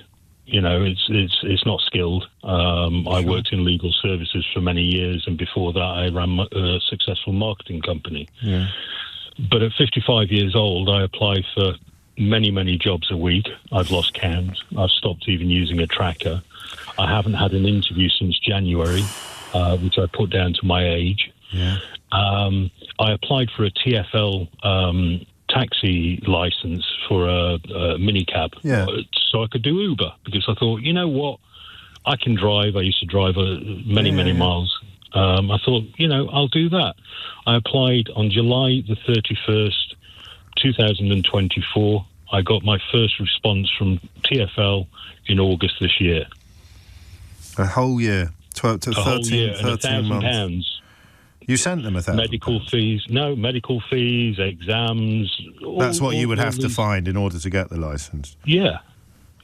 I mean, that I suppose is the only bit of that story that's defensible. You can't. I mean, you have to jump through some hoops and provide some indemnities to be driving members of the public around. But 100%, James. I have no issue with having to do that. 13-month wait. For the 13-month wait to hear back on your application. Yeah. When they have asked for further information, I've been back to my doctor's surgery twice to get further information. You know, it all just seems like these barriers just seem to get further and further away. So what are mornings like this like then, when the gulf between what you know to be true and what you're hearing on your radio or seeing, you know, on the newspaper headlines in the supermarket? What is that bit like, if you don't mind me asking? Potentially, I'm one of the sensible people that gave up buying newspapers many moons ago. I knew that. That's why I said when you walk past the headlines in the supermarket, you see, psychic. You did. And you know, there's very few news agencies, as your previous caller said, that run unbiased. Sure. I think anybody that thinks I'm skiving and you know, costing them money couldn't be further from the truth. Yeah. I've paid in all my working life. I've paid in potentially more than a lot of people have. Yes, I understand that. I've never claimed a thing up until 2019, when I have to. Sure. But now they're capping my housing benefit. I know your previous caller said the same thing. Yeah. So we're a family of 6, and our rent is capped at £2,100. My rent is more than that. Yeah. Because I live in Harrow. I'm a northerner by birth. Yes, I could move back up north, but my children's lives are down here. That's not going to solve anything, but I have to find an extra £600 a month just to pay rent. To stay in the house that you're in? To stay in the house that we've been in for the last few years, because since I lost ours. You lost the house as well as a consequence of losing your business? Oh, man. Everything. So I'm not woe is me. I'm getting up every morning and I'm going to work. But without the universal credit, my children would be homeless. And Kemi Badenoch thinks you live on Benefit Street. I don't know if you were aware of that. Well, interestingly, I used to be a member of the Conservative Party. Well, I don't know whether that's interesting or not. It is to me. I was a local councillor. And I really enjoyed it, and I felt like that was my way of giving back. But I'm looking at the Conservative Party today, and I don't recognise it. No, and you're not alone. There's plenty of good people who I may disagree with on many elements of politics, but I don't disagree on the basic decency of them who don't recognise the Conservative Party in its current incarnation either. I mean, not least because it bears almost sole responsibility for an awful lot of the things that have happened to you, up to and including the invention of universal credit. Yeah. I think there's a lot of people out there that have a lot of questions to answer who will never be brought to account. But that has been the way of the world for a long, long time. It's nothing new. It's not an... Do you think it's worse? Because I mean, we're all, Victor, we're very similar ages. I think it's worse than it's ever been. I mean, not just because you can just glance over the Atlantic for proof. It just, since Brexit, and I know I go on about it, but I think I'm right to, because it's 100 billion reasons why. I think it's got worse since then. I think the liars have never had it so good, personally. I'm interested whether you agree. I don't disagree with what you're saying in any way. I think Brexit has a lot to answer for. I was a stay person. I was a Remain. Sure. I still am a Remain. I can't believe that we shut ourselves off from markets that were available to us in such a brutal way. That said, there is another side to that argument. Fair play to them. The Conservatives, even Labour, they used to stand for very good morals, and then you look at them today, and they're just grabbing every pound of flesh that they can, and trying to fend off unhappiness on their own backbenches, and trying to. Well, that's all the budget was about, wasn't it? I think a lot of it was, yeah. But I mean, you could benefit from it. Your children are probably a bit too old, are they? But people in exactly the same situation as you will benefit from the abolition of the two-child benefit cap. I wish that it had been, a few years ago.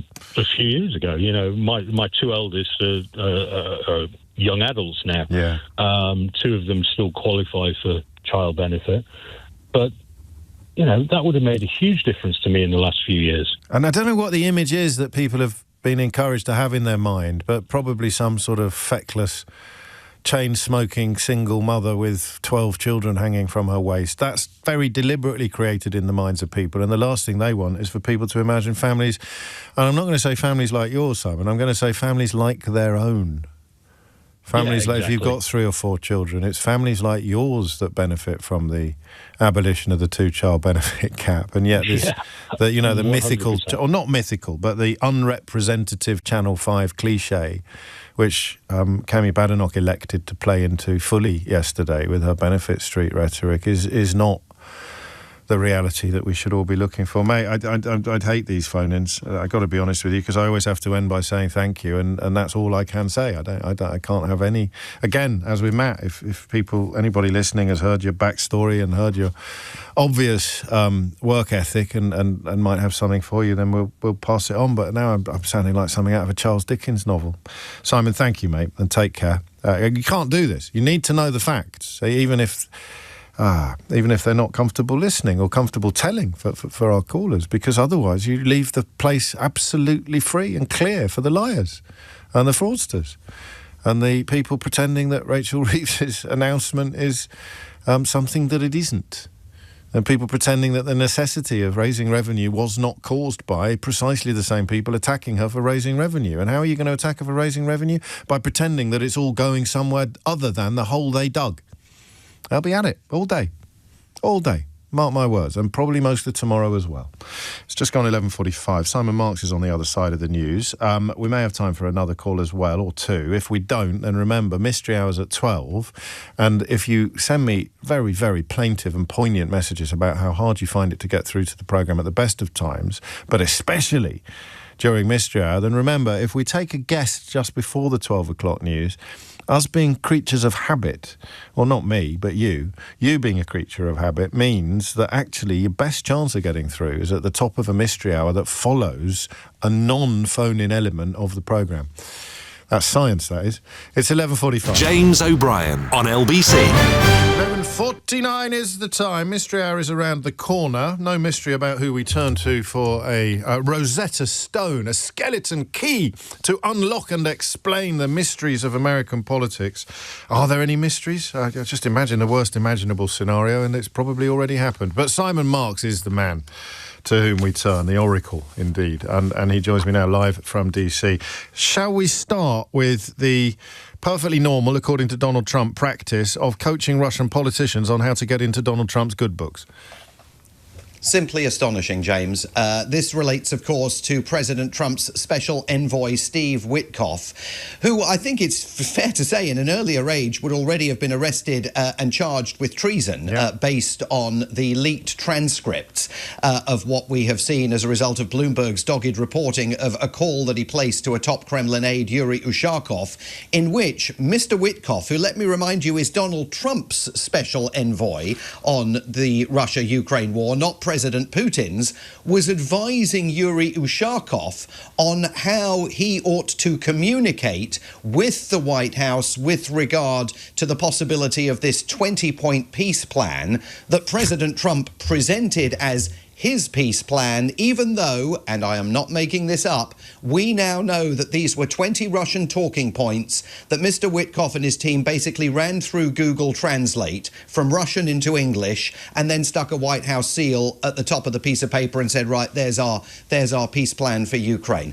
It is simply astonishing, and President Trump is defending this as all part of the normal process of striking a deal, which just underscores how little clarity he has about the art of international statecraft, and also how willing he is to overlook what appears on the face of it to be an astonishing act of treachery by his special envoy, who in European capitals must now be considered a completely busted flush. I mean, again, no exaggeration, no word of a lie, but still, for the millionth time during our conversations, it's still somewhat incredible, somewhat impossible to believe. And the meat of the message was suck up to him, tell him he's wonderful, congratulate him, mention the 8 wars he thinks he's solved. I mean, it was kind of like How to Be a Sycophant by Steve Witkoff. Yes, and so basic. Yes. I mean, you would think that the wily men who surround President Vladimir Putin would already probably have figured out that Donald Trump really likes a multi-point peace plan because that's what he's presented with regard to Gaza. So they probably already knew what Mr. Witkoff was telling them, which is if you really want to win the old man over, you should go with a multi-point peace plan. I mean, it completely beggars belief. He can get his head around the simple of it. I suppose the big story in DC this morning is this shooting. It's not a shooting that will prompt enormous responses from the gun lobby as to why access to guns in this country is not a problem at all, because the shooter on this occasion is from Afghanistan. So the treatment by the White House and indeed by much of the American media will be very different from how it would be if, for example, it was a young American doing it in a school. Well, I think the response from the gun lobby will actually be, as it would have been, even if it had been a young American in a school, we need more guns. Yes, I mean, then they would argue you need more guns in schools. Now, what has President Trump's immediate response to this been? 1, to order 500 more National Guard troops to patrol the streets of a city where not only are they not needed, but after a judge has ruled their presence is illegal, yes, the administration continuing to battle against that. But also doubling down, of course, on President Trump's plan to close America's doors to all refugees except white Afrikaners from South Africa. Again, I'm not making this up. After we learned that the suspect in this case was a 29-year-old Afghan who had entered the country in 2021 as Joe Biden was seeking to offer some refugee status to some Afghans, many of whom had assisted the United States in its military occupation of Afghanistan. We don't know if this individual was one of those, but this feeds straight into Donald Trump's ability to say Joe Biden opened the floodgates to illegal immigration in the United States. We now need to double down on sealing America's doors and picking up the pace of mass deportations. I thought, and I could be going a bit mad, I remember an interview with a US Army paratrooper who had come from Afghanistan in January. I was just trying to find it. I thought they'd already put a ban on all Afghans coming into the United States back in January. Well, they have. Oh, sorry.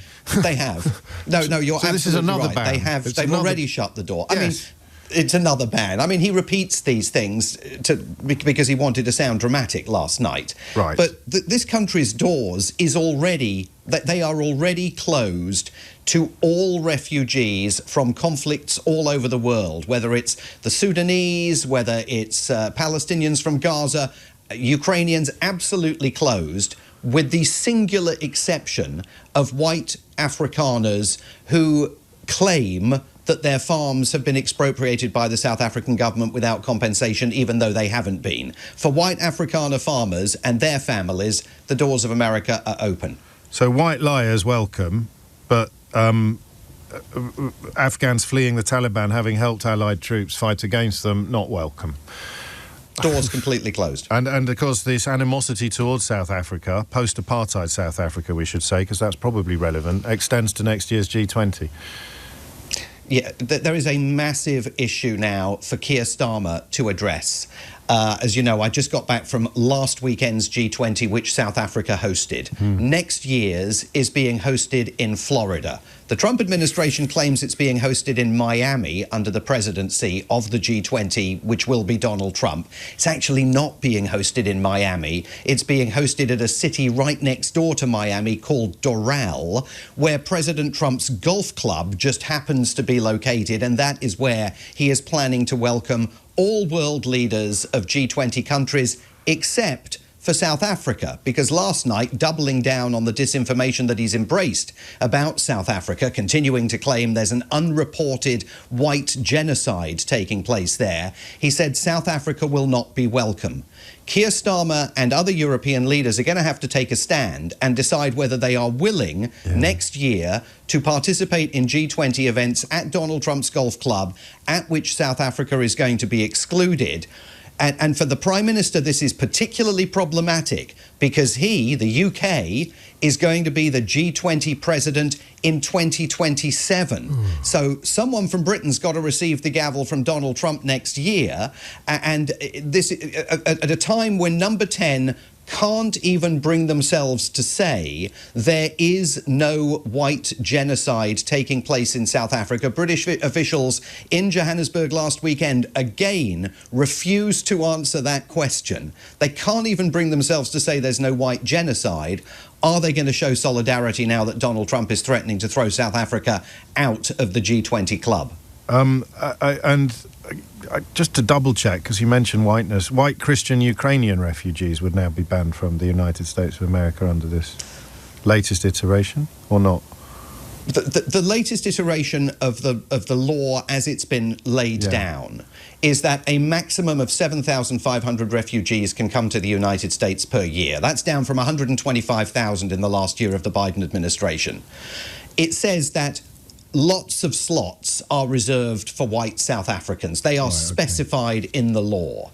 Now, could the odd white Ukrainian get in? Could the odd Christian Nigerian get in? Maybe, but the vast majority of the slots are being reserved only for white South Africans. And now to his renowned gentlemanliness. It was Piggy, I think, a couple of weeks ago, the name that he chose to direct at a female journalist, and yesterday he took to calling another female journalist ugly.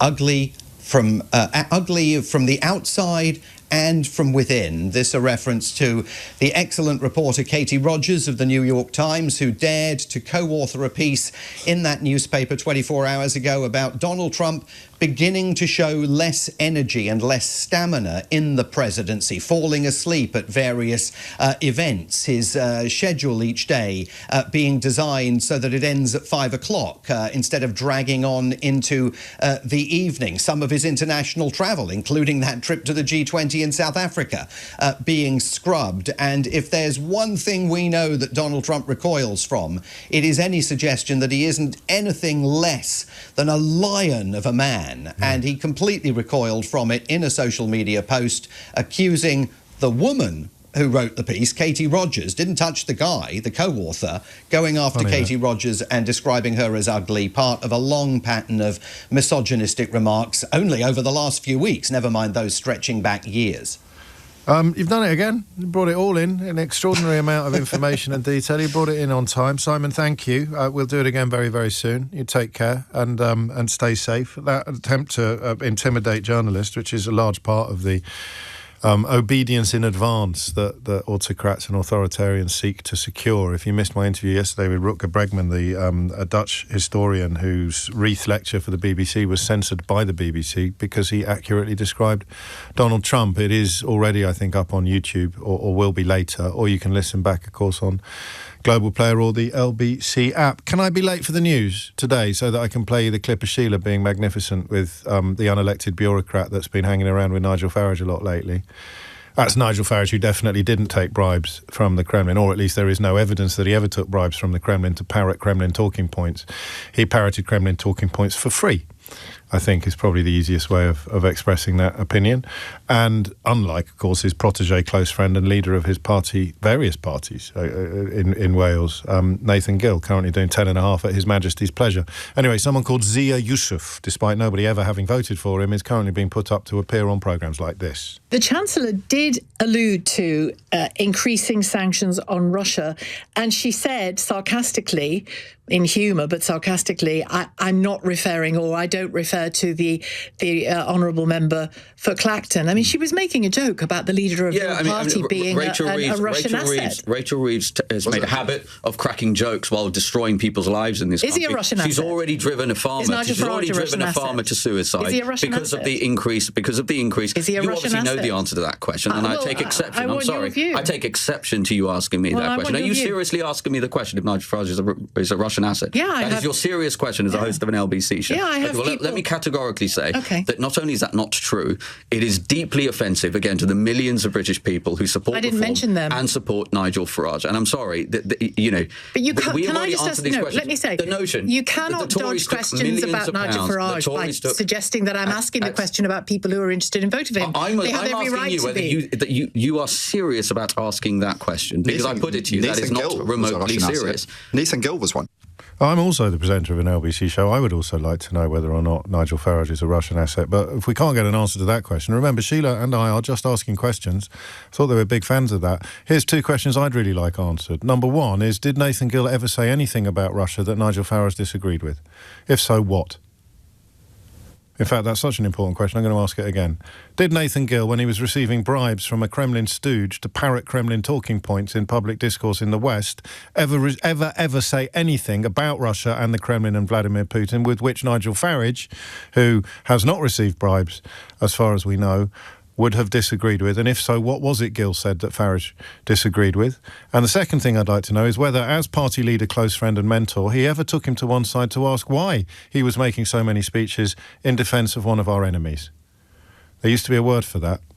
Begins with T. James O'Brien on LBC. Mystery Hour with James O'Brien.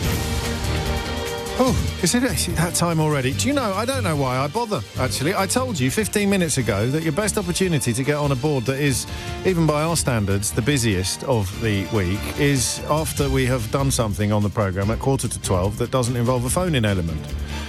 Maybe you don't tune in till 12. And maybe my radar figures, which have recently overtaken Radio 4 among 30 to 54-year-olds. I don't know whether I've mentioned that. Maybe they're a myth. Maybe they're a lie. Maybe it's fake news. I don't know. Maybe you don't tune in until 12 and then stick around to listen to Sheila. Maybe you're watching on TikTok and not even aware of the fact that this is also a radio show. You just thought I had a very strangely decorated sitting room. Because we are indeed live on TikTok. I've written a jingle. Do you want to hear it? Tickety-tockety-too. You know what to do. What do they do, Keith? Tap the screen, hit like and follow. That doesn't rhyme, but in Mystery Hour you can then wallow.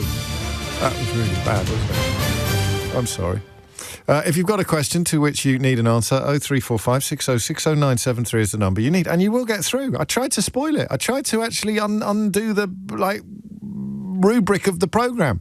If the last bit of the show before Mystery Hour is not a phone-in, then people don't phone in anywhere near as quickly as they do when it is normal service. And here we are. There are currently 4 phone lines free on my switchboard, only for about another 8 seconds.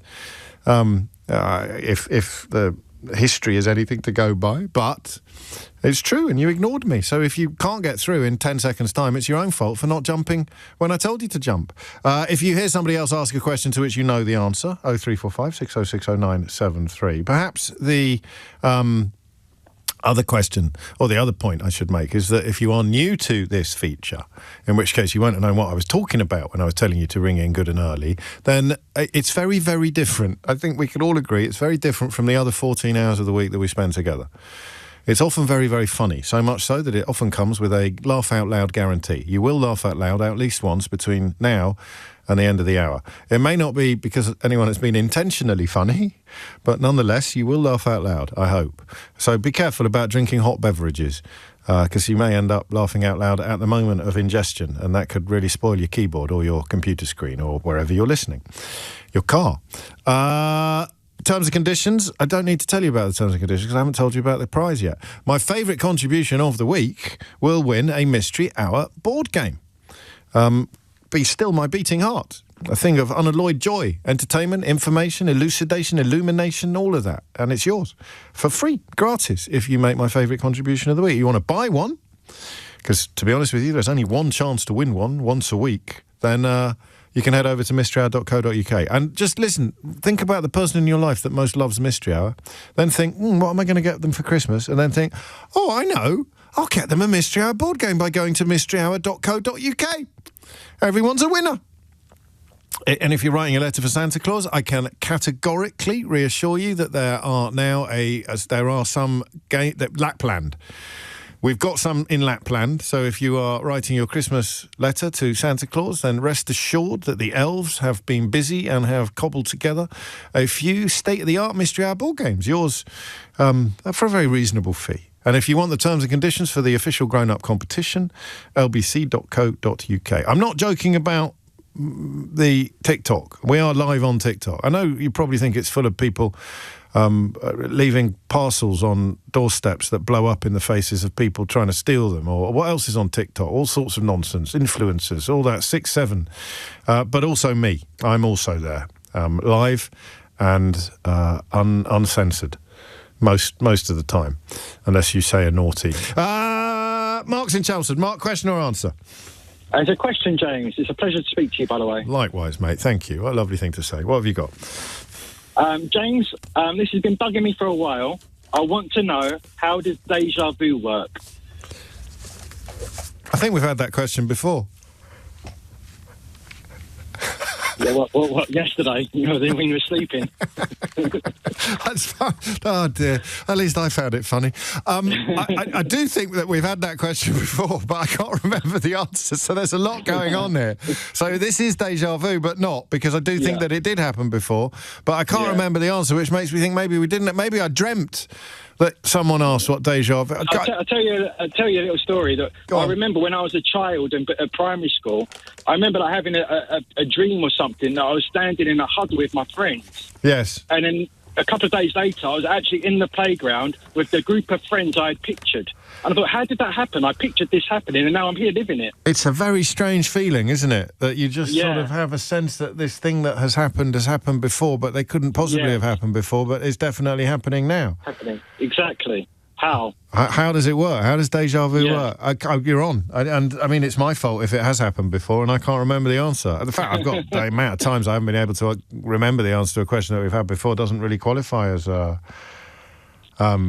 deja vu. You're on. I'll find out for you, Mark. Yeah. Well, I'll do my best. Thanks, something to do... I can't remember what it's something to do with, but how many people have got deja vu now with me saying I can't remember the answer to a question? Thank you, Mark. Paul's in Shaftesbury. Paul, question or answer? It's a question, please, James. Carry on, Paul.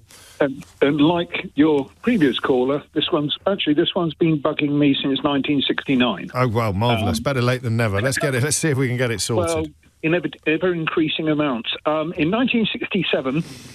Oh, Hitler went to heaven. Oh, no, that's not the song, is it? Carry on. No, not quite. Hitler went to Devon. I took my O-levels. Oh, yes. And I buggered up my maths O-level. I don't know if you can say that. I don't know if you can say that. You said it twice now. But, messed. Can we say messed? Muffed? Miffed? Anyway. Mucked. Yes, mucked. Mucked is good. Carry on. Anyway, I couldn't remember how many square yards were in an acre. Okay. So that much. And you've waited since 1967 to find out? No, it gets longer than that. I think it's 2,300 and something. But anyway, no good to me now. Yeah. Because in 1969, I took my A-levels, and everything was in metric. Oh, yeah. And everything was in multiples of 1,000, and life is simple. So everybody since 1967 has been educated in the metric system. So why do we have miles per hour on our road signs?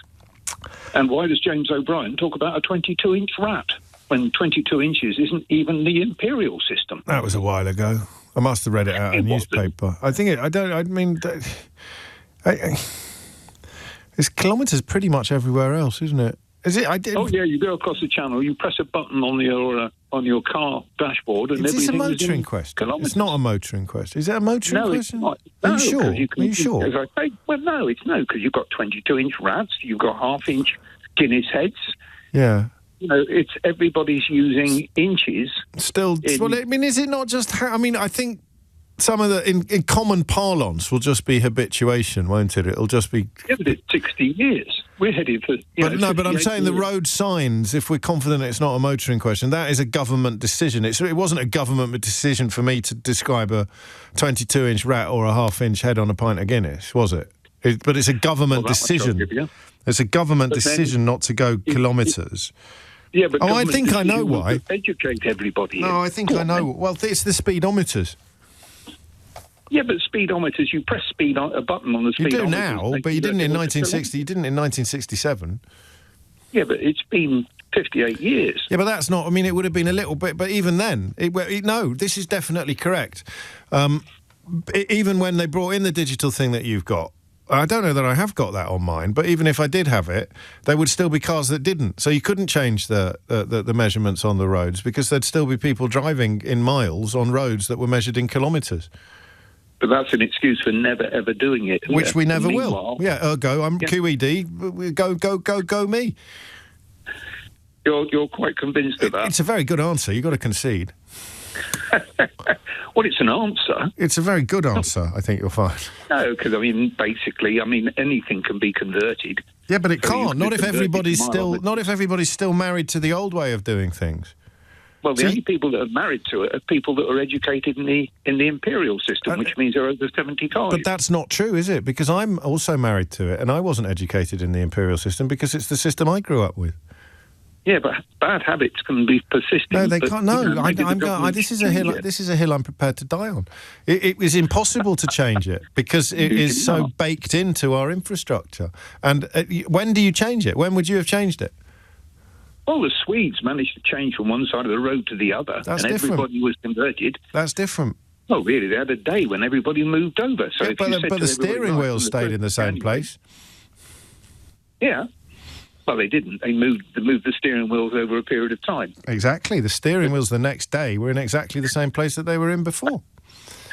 Yeah, but your speedometers can be changed. They can now, but they couldn't then, and they never changed it. Therefore, we're in exactly the same position today that we were in 1967. Every single road user is married to miles. Listen, I'm not going to give myself. I'm not going to give myself a round of applause, but I'm almost certainly correct. And also, you'd have to change all the signs. That would cost a fortune. Well, yeah, I must admit, Rachel would have an awful turn. All of them. All of the signs. Yeah, well, only the French have changed all their 90 kilometres an hour to 80 kilometres an hour, and they just stuck a piece of suspend over the top. Yeah, but you couldn't do that on there. That's just one. That's one digit. That's one character. This would be the whole thing, wouldn't it? This would be the whole. They'd have to change the numbers and the metrics. Yeah, but you could do that over a wee while. And the milestones? You have to get rid of all those lovely old milestones that we like to see as we make our way around the country. Charing Cross would cease to be the distance from London would say. No, I just think it's too. I honestly think, and I'm being a bit facetious, but I honestly think that it's too baked in. And now you're going to bombard me with countries that have managed to do it. Most obviously, probably Ireland.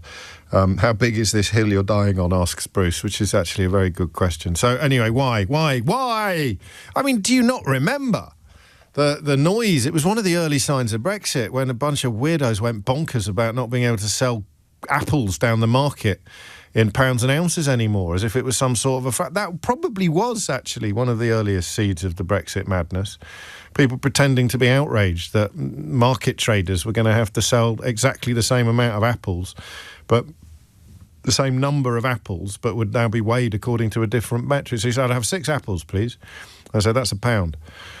So I have 6 apples, please. And I say, well, that's, a kilo and a bit or whatever, or not quite a kilo. And that, of course, was the early onset of Brexit derangement syndrome. Thank you, Paul. Ian's in Harlow. We'll find out what he wants to do after this. James O'Brien on LBC. It's a lovely way to break your duck. You know when people ring in and say they're very nervous? That never really happens on Mystery Hour. And listen, don't be a clever clogs now if you're waiting to talk to me. Ian, I'm looking at you. Don't come on and say, oh, I'm very nervous. It never really happens on Mystery Hour. No one gets nervous on Mystery Hour. So if you've listened for a while, or even if you've just tuned in by accident for the first time today, and you think, oh, do you know what? I'd quite like to get involved. I'd quite like to join in. But, oh, I don't know. I'm a bit nervous. This is a lovely way, actually, to break your duck. And I do actually have a little bit more room than usual on the switchboard, almost certainly as a consequence of talking to Simon Marks for 15 minutes just before it started. 0345 6060 973 is the number you need. That was a very polite way of saying that a lot of the early callers who got through were a bit rubbish. So now's your chance to not be rubbish and indeed get on the radio by dialing the usual number. If you hear somebody else ask a question, i.e. what's happening when we think we are experiencing déjà vu, or why did the UK never go metric, most obviously on the roads, and indeed the Republic of Ireland is a model of how possible it is, although I bet they got help from the European Union, which is no longer an option that's open to us, but we could have done it prior to 2016. Why did we never start measuring our roads in kilometres instead of in miles? Is it just because of all the crackpots who also went crazy about the idea of going metric on market stalls? Or is there something more sophisticated, more nuanced going on? And, of course, whatever question you've got, that is how it works. You ask a question and someone else answers it, and the rest of us walk away enlightened, illuminated, educated, elucidated, and just a tiny bit more knowledgeable. Ian is in Harlow. Ian, question or answer? Question, please, James. And I knew you were looking at me, so I won't try and be a smarty pants. Thank you. I do appreciate that, Ian. Thank you. My question is, why do cats derive any direct benefit from purring? I'm not joking now, but I think I just got déjà vu. Have we had that? I just need to talk to Keith. Talk among yourselves. Have we had that before? We haven't had that before. I don't think... We've either had it very, very recently, or I've just had déjà vu. Yeah, no, we've had why do they purr, which is kind of the same answer, but I would say we'd had that quite recently, but I don't think we have had that quite recently, which means you just gave me déjà vu, including your voice, Ian. Have you been haunting... Well, I've spoken to you before. No, I know, but have you been haunting my dreams? Very likely. Yeah. Sorry about that. That's okay, can't be helped. Everyone needs a hobby. Do cats get any benefit from purring?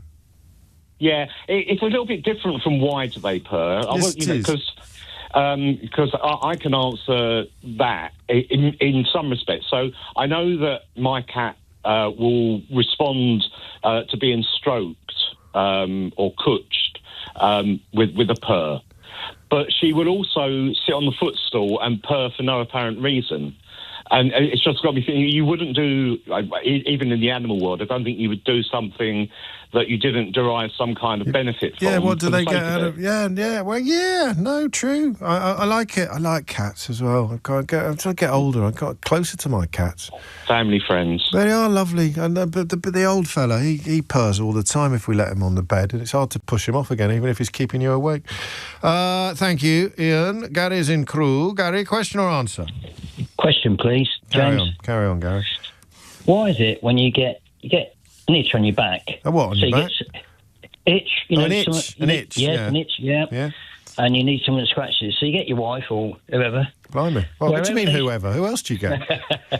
Well, so they start scratching back. No, left, no, right. Yeah. No, down. Yeah, down up, a bit. Down left, a bit. Up. Right a bit. No. Up a bit. Yeah, there it is. No. Yeah. But they never get the right spot. Why is that? I don't recognise what you've described. You don't? I don't. What do you mean you don't? So, you got an itch on your back, you need it scratching. Yeah. Right. So you will say to your wife, can you just scratch that for me? Yeah. Right. So it starts to scratch. No, it's not there. No, go left. No, up. But they never find where you need them to scratch it. Do you recognise this, Keith? And it moves. The itch moves. Well, I don't know if it moves, but they never get it. Okay, you're on. Why is that? I mean, do you know what the problem here is? No. I've never found anyone who's prepared to scratch my back for me. Not even joking. I feel I haven't lived. I've done something wrong. 25 years of marriage. 24 minutes after 12, you're listening to James O'Brien on LBC. Mystery Hour continues. If you can answer any of the 4 questions that are already on the board, you know what to do. If you have a question of your own that's not on the board, then you know what to do. Alistair is in Leon C. Alistair, you're live on Tickety Tockety Doo. You know what to do. Carry on. Hello there, James. Question or answer? Top man. Yes. So my question concerns our good friend, the garden earthworm. So obviously, the earthworm tunnels around the back gardens and parks of this wonderful country. Yeah. But what happens during the summer when there's periods of drought and it's very hot and the ground gets all hard? Do they just get stuck under there? Like, what happens to them? Where do they go? Do they hibernate? I don't know. Nor do I. So these are the questions that keep me up at night. So you never see an earthworm when the soil is dry? Well, sometimes they kind of just appear all dry. You mentioned cats a second ago. My cat will bring them in and they're all dried up and shriveled. What, in summer? In the summer, yeah. You never see one doing well during the summer, do you? No. Well, your cat's probably dug them up while doing its business in the garden, hasn't it? Which makes you wonder that perhaps they do. I bet they hibernate or close, because there's no other. It's Occam's razor, this, isn't it? Well, yeah, because obviously, they don't die out, do they? They come back. Exactly that. So they must still be there. It's not like they go into a cocoon. I bet they go into a vegetative. I bet they go to sleep. Yeah. Well, if you could find out for me, that would be great. I tell you what, I'm making myself laugh this week. I don't know if anyone else is joining in. Thank you for that. Where do all the worms? Where do worms? Dooby-dooby-doo. No? Okay. Cecilia's in Tottenham. Cecilia, question or answer? Good morning. Afternoon, evening, night, whatever. Answer. Carry on. An answer. And I'm nervous, so bear with me. It's only me. You can't be nervous. It's Mystery Hour. Nothing bad ever happens during Mystery Hour. It's like the haberdashery department at Peter Jones. Well, carry on. It's an answer to the déjà vu question. Oh, yes. And this takes some explaining, but I will be brief, and I hope I'll be clear with it. It's 3 factors, really. One is the way that your brain stores words and information, and how it puts it into containers, and it's called conceptual cognitive metaphor theory, or critical metaphor theory. When you have an experience, or say you've got a friend called Mark, you know everything about your friend called Mark in a container in your brain called Mark. Oh, yeah. So that contains everything, where he lives, what sort of bike he's got, what he eats, where he goes. And you'll have containers like that. I'm using the examples of your caller about it, his experience of the déjà vu. He'll have containers in his head for all 4 of those friends. Yeah. And something will happen, like, I know, a crisp packet will be opened and it'll show a packet of crisps. Yeah. And then your brain goes into like a momentary flash of hyperdrive where it takes all 4 of those containers for your friends. Yeah. And then it coalesces it into a little story instantly. It's just like a flashbang. Everything you know about those 4 people, or in the context of being in the playground. So, is it like a leak? Is it like a leak from one container into another, or no? It's more of a sort of nuclear reaction of all 4 containers colliding. And it throws up something that hasn't happened, that feels like something's happened before, even though it hasn't happened before. Because all those aspects of that are familiar to you already. But this is a combination of neuroscience. And the way all that information, the brain never forgets. Every word, everything you ever hear in life. It's like one of those wheels with lots of different things. When you play a game and you've got to come up with something, you spin 6 wheels, you get 6 different words, and you've got to come up with a story that uses those 6 words. It's like the wheels are spinning. There you go. Yeah. And they're actually coming up with something that hasn't happened but feels like it has. So look, there's Keith. In nanoseconds. There's Keith. There's Eleanor. There's my teacup. There's Cecilia. All of these things have compartments in my head. But for some reason, when you open that bag of crisps, they all convened and created what feels like a memory but can't be. No, it can't be. But it's very real because the information is real and stored. So it is a memory But it's not a memory. But it's not. It's made of memories, but it's not a memory. It's made of memories. Yes, it's a memory recipe.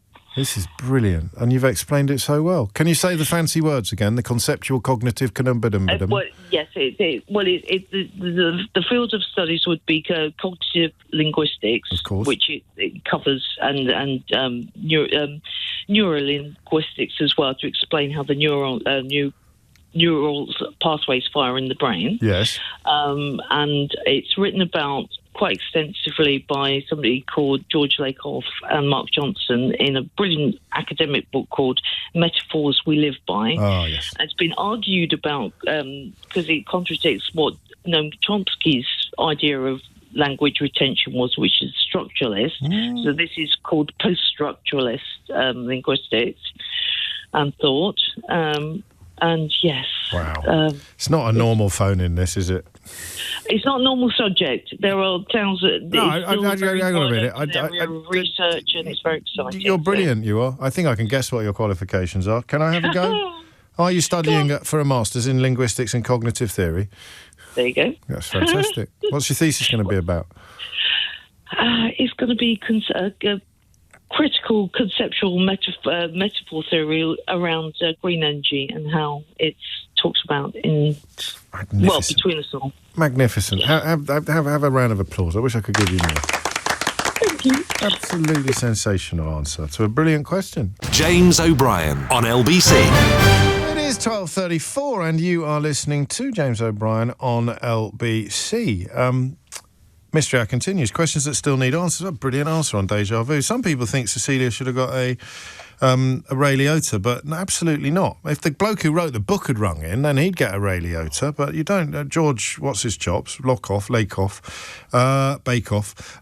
Why did we never change to kilometres an hour in the United Kingdom? Other countries have managed perfectly well. Why didn't we? Probable answer, because we're bonkers. Because we're not serious people. And arguably, we never were. Cats, why do they purr? Ian wants to know. When you've got an itch and someone scratches it, why does it move? I like that question, the more I look at it, from Gary. And where do earthworms go in the summer? Which I think I've almost certainly answered correctly, because there can't be any other answer to the one that I came up with. The answer is not Magaluf. Where do earthworms go in the summer? Daniel's in Hull. Daniel, question or answer? Morning, James. Question. Carry on. So I was watching a David Attenborough show the other day, and I was wondering, do animals actually get any enjoyment out of eating raw meat and leaves and that? What do you mean, and leaves and that? I mean, that was a perfectly reasonable question, but since when did they have a side salad? Like herbivores. Oh, I see. So you mean different animals. What do you mean by enjoyment? Like, you know how we get a dopamine or something from eating a cake? Yeah. Do they get that same thing, or is it just they need to eat? Oh, this is a really good question, isn't it? Because I don't know. Have you got any pets? I got a few, yeah. How many? A few dogs, like 5 dogs. Flipping it. Fish. Yeah. Yeah. The range of you feed the dogs pet food now. Yeah, exactly. You can go. I go to Pets the at Home. Stuff. And some of it eat about the same as meat. Exactly, and there's one that, some of them advertise now as saying the food was tested on humans. And why shouldn't it be, to make sure it's healthy? But the difference in price between the bog standard stuff and the fancy schmancy stuff that you just eat the same, don't they? I don't know. Everyone listen. I don't know if I want to accept this question. Because one of the great pleasures in life for some of the people listening, not for me, mind, I'm too clever, but one of the great pleasures in life will be believing that their cat enjoys, smoked salmon more than they would enjoy a tin of Whiskers. And that's what they get. That's where they get their little sense of joy from. But yeah, the dogs do beg for my food on eating it. So eat food. I mean, is there any way of knowing whether a dog, a hungry dog, will eat anything? Well, no, there must be. I think I can answer this, actually. Go on. My little dog will leave the kibble and eat.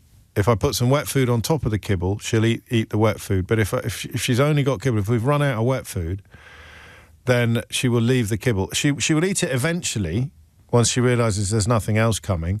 But however full she is, if I were to put some wet food in her bowl, she'd scarf it down, even if she'd just eaten, 5 tins or sachets. That's how posh we are. Sachets of dog food.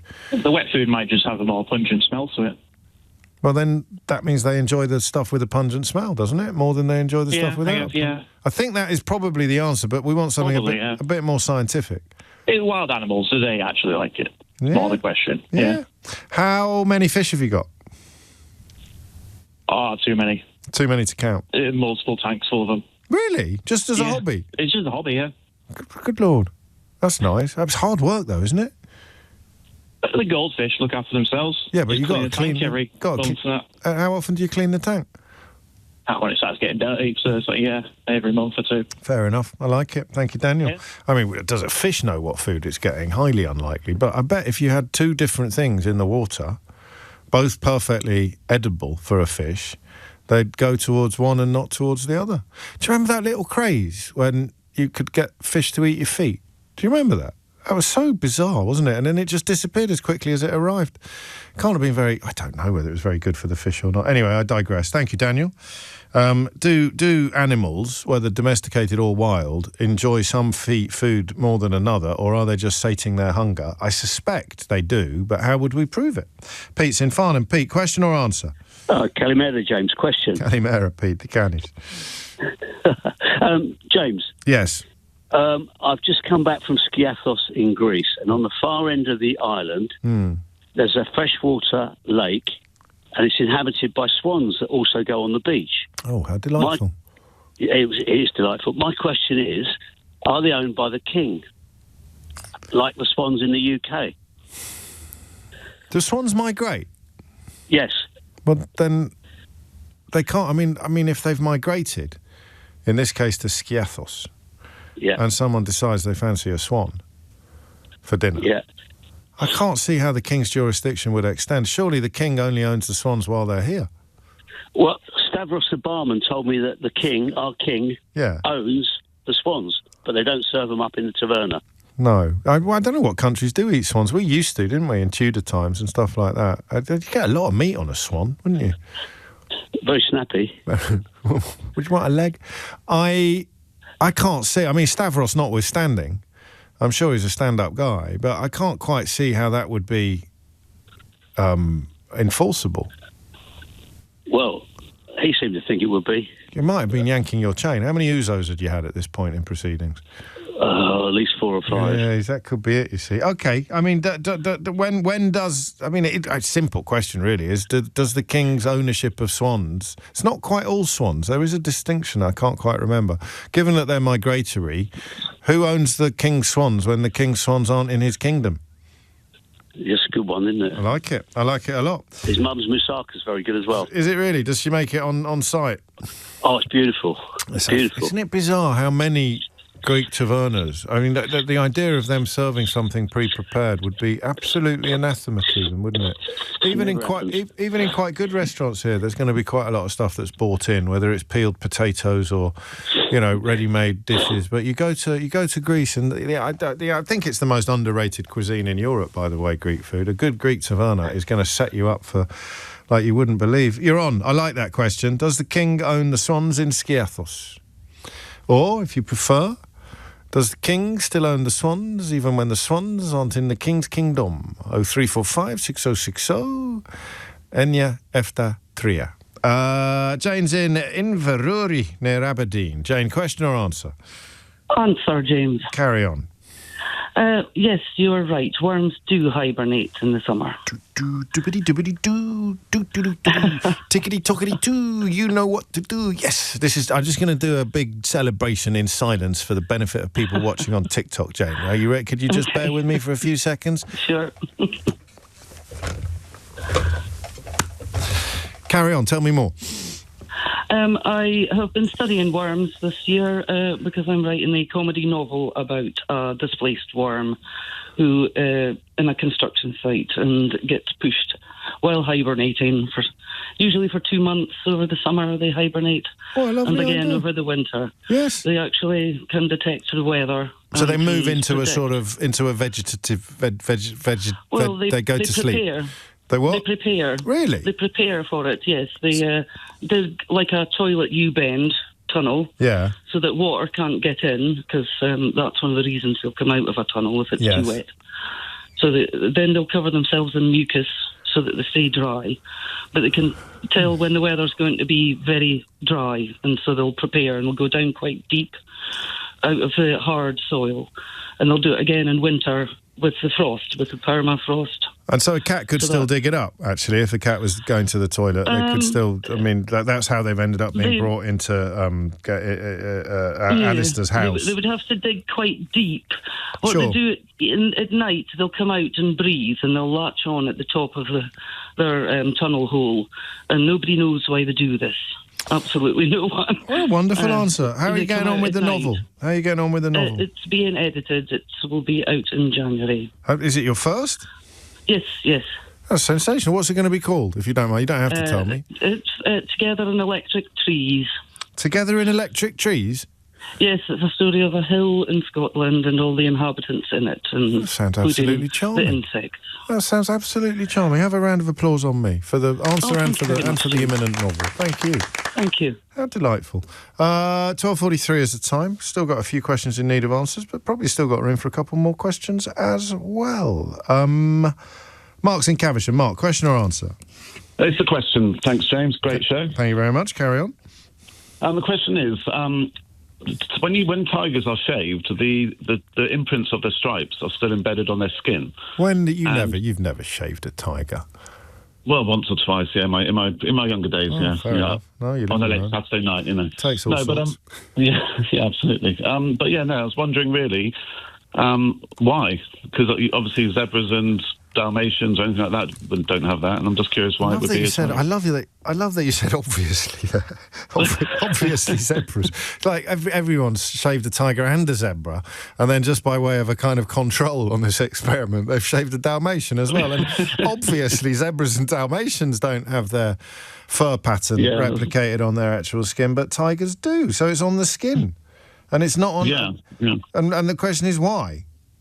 Yeah, why? I mean, does it happen? I know there's only one question. But how do you know? How do you know what happens when you shave a tiger? Because a friend of mine saw it on a programme, some kind of documentary, and then we all talked about it and then Googled it, and it seems to be true. Because nobody believed him.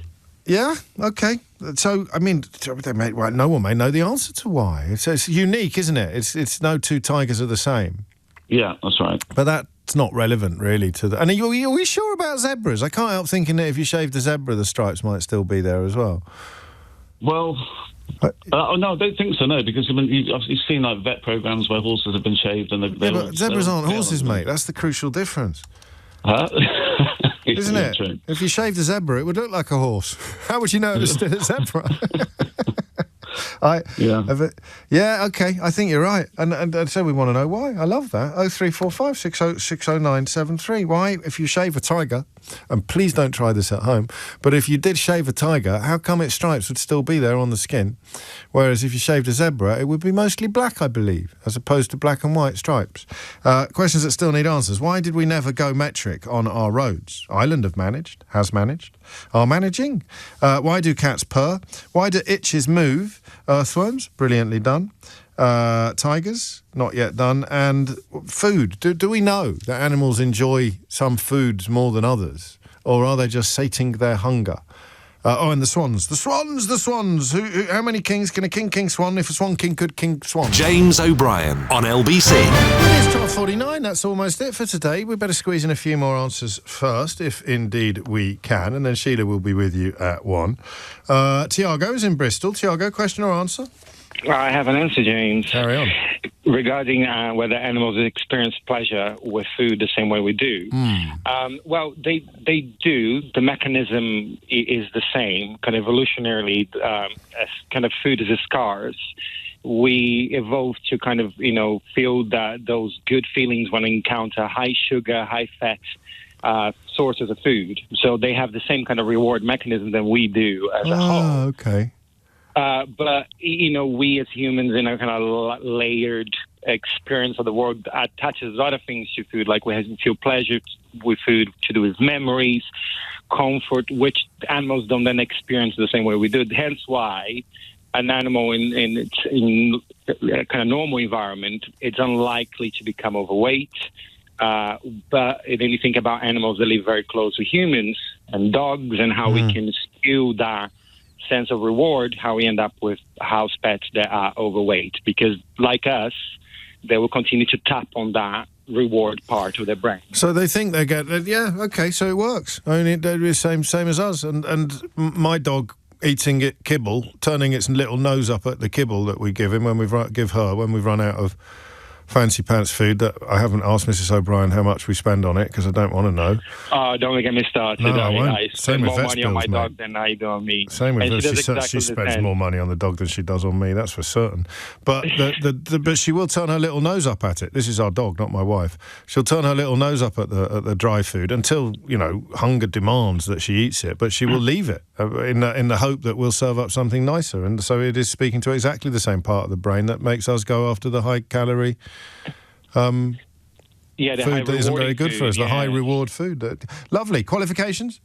Well, I have a Whippet, which is a very fussy eating dog. To train her, they're not like Labradors that respond to treat all the time. So I had to look into reward mechanisms on dogs' brains to try figure out the best way. I mean, she does respond to treats, but after a little bit, she's like, meh, not interested. So I had to work around that with praise and things. Yeah. Round of applause for Tiago. Well played. Thank you, James. Thank you very much. It's technically not hibernation, it's estivation, I'm told by Richard. That's what a worm does during summer, estivation. So it's not quite hibernation. I'm not entirely sure what the difference is, but I imagine it's got to do with the depth of the sleep, sort of, in layman's terms. Aski is in Lewisham. Aski, question or answer? Answer. Carry on. So this is an answer to what benefit cats get from purring. Yes. So there are two primary benefits. One of them is social. Kittens will purr to signal to their mother that they're content and okay. Yes. And domesticated cats will sit in a weird kind of arrested development where they'll keep some of those kitten behaviors, like meowing most commonly now. Okay. But there's a second thing that's a little weirder.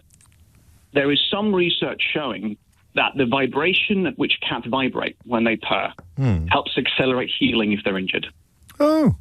So if you've ever come across an injured cat, you may catch it purring. It'll be hiding in a corner somewhere purring. And that is thought to be because those vibrations accelerate bone and tissue damage healing. Flippin' heck.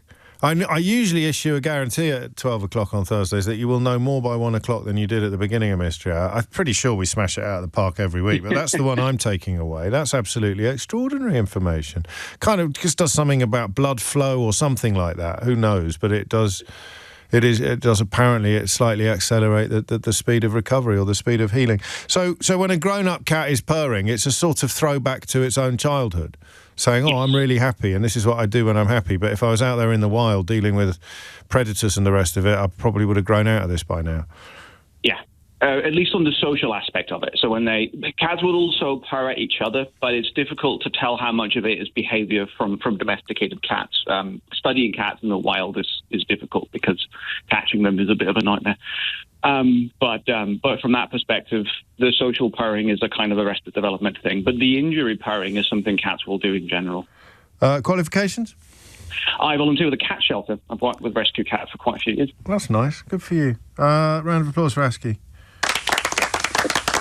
12:53 is the time. Graham's in Glasgow. Graham, question or answer? It's an answer. Thanks, James. Carry on. It's about the Crown ownership of the swans that the gentleman saw on holiday in Greece. No, they are not owned by the Crown.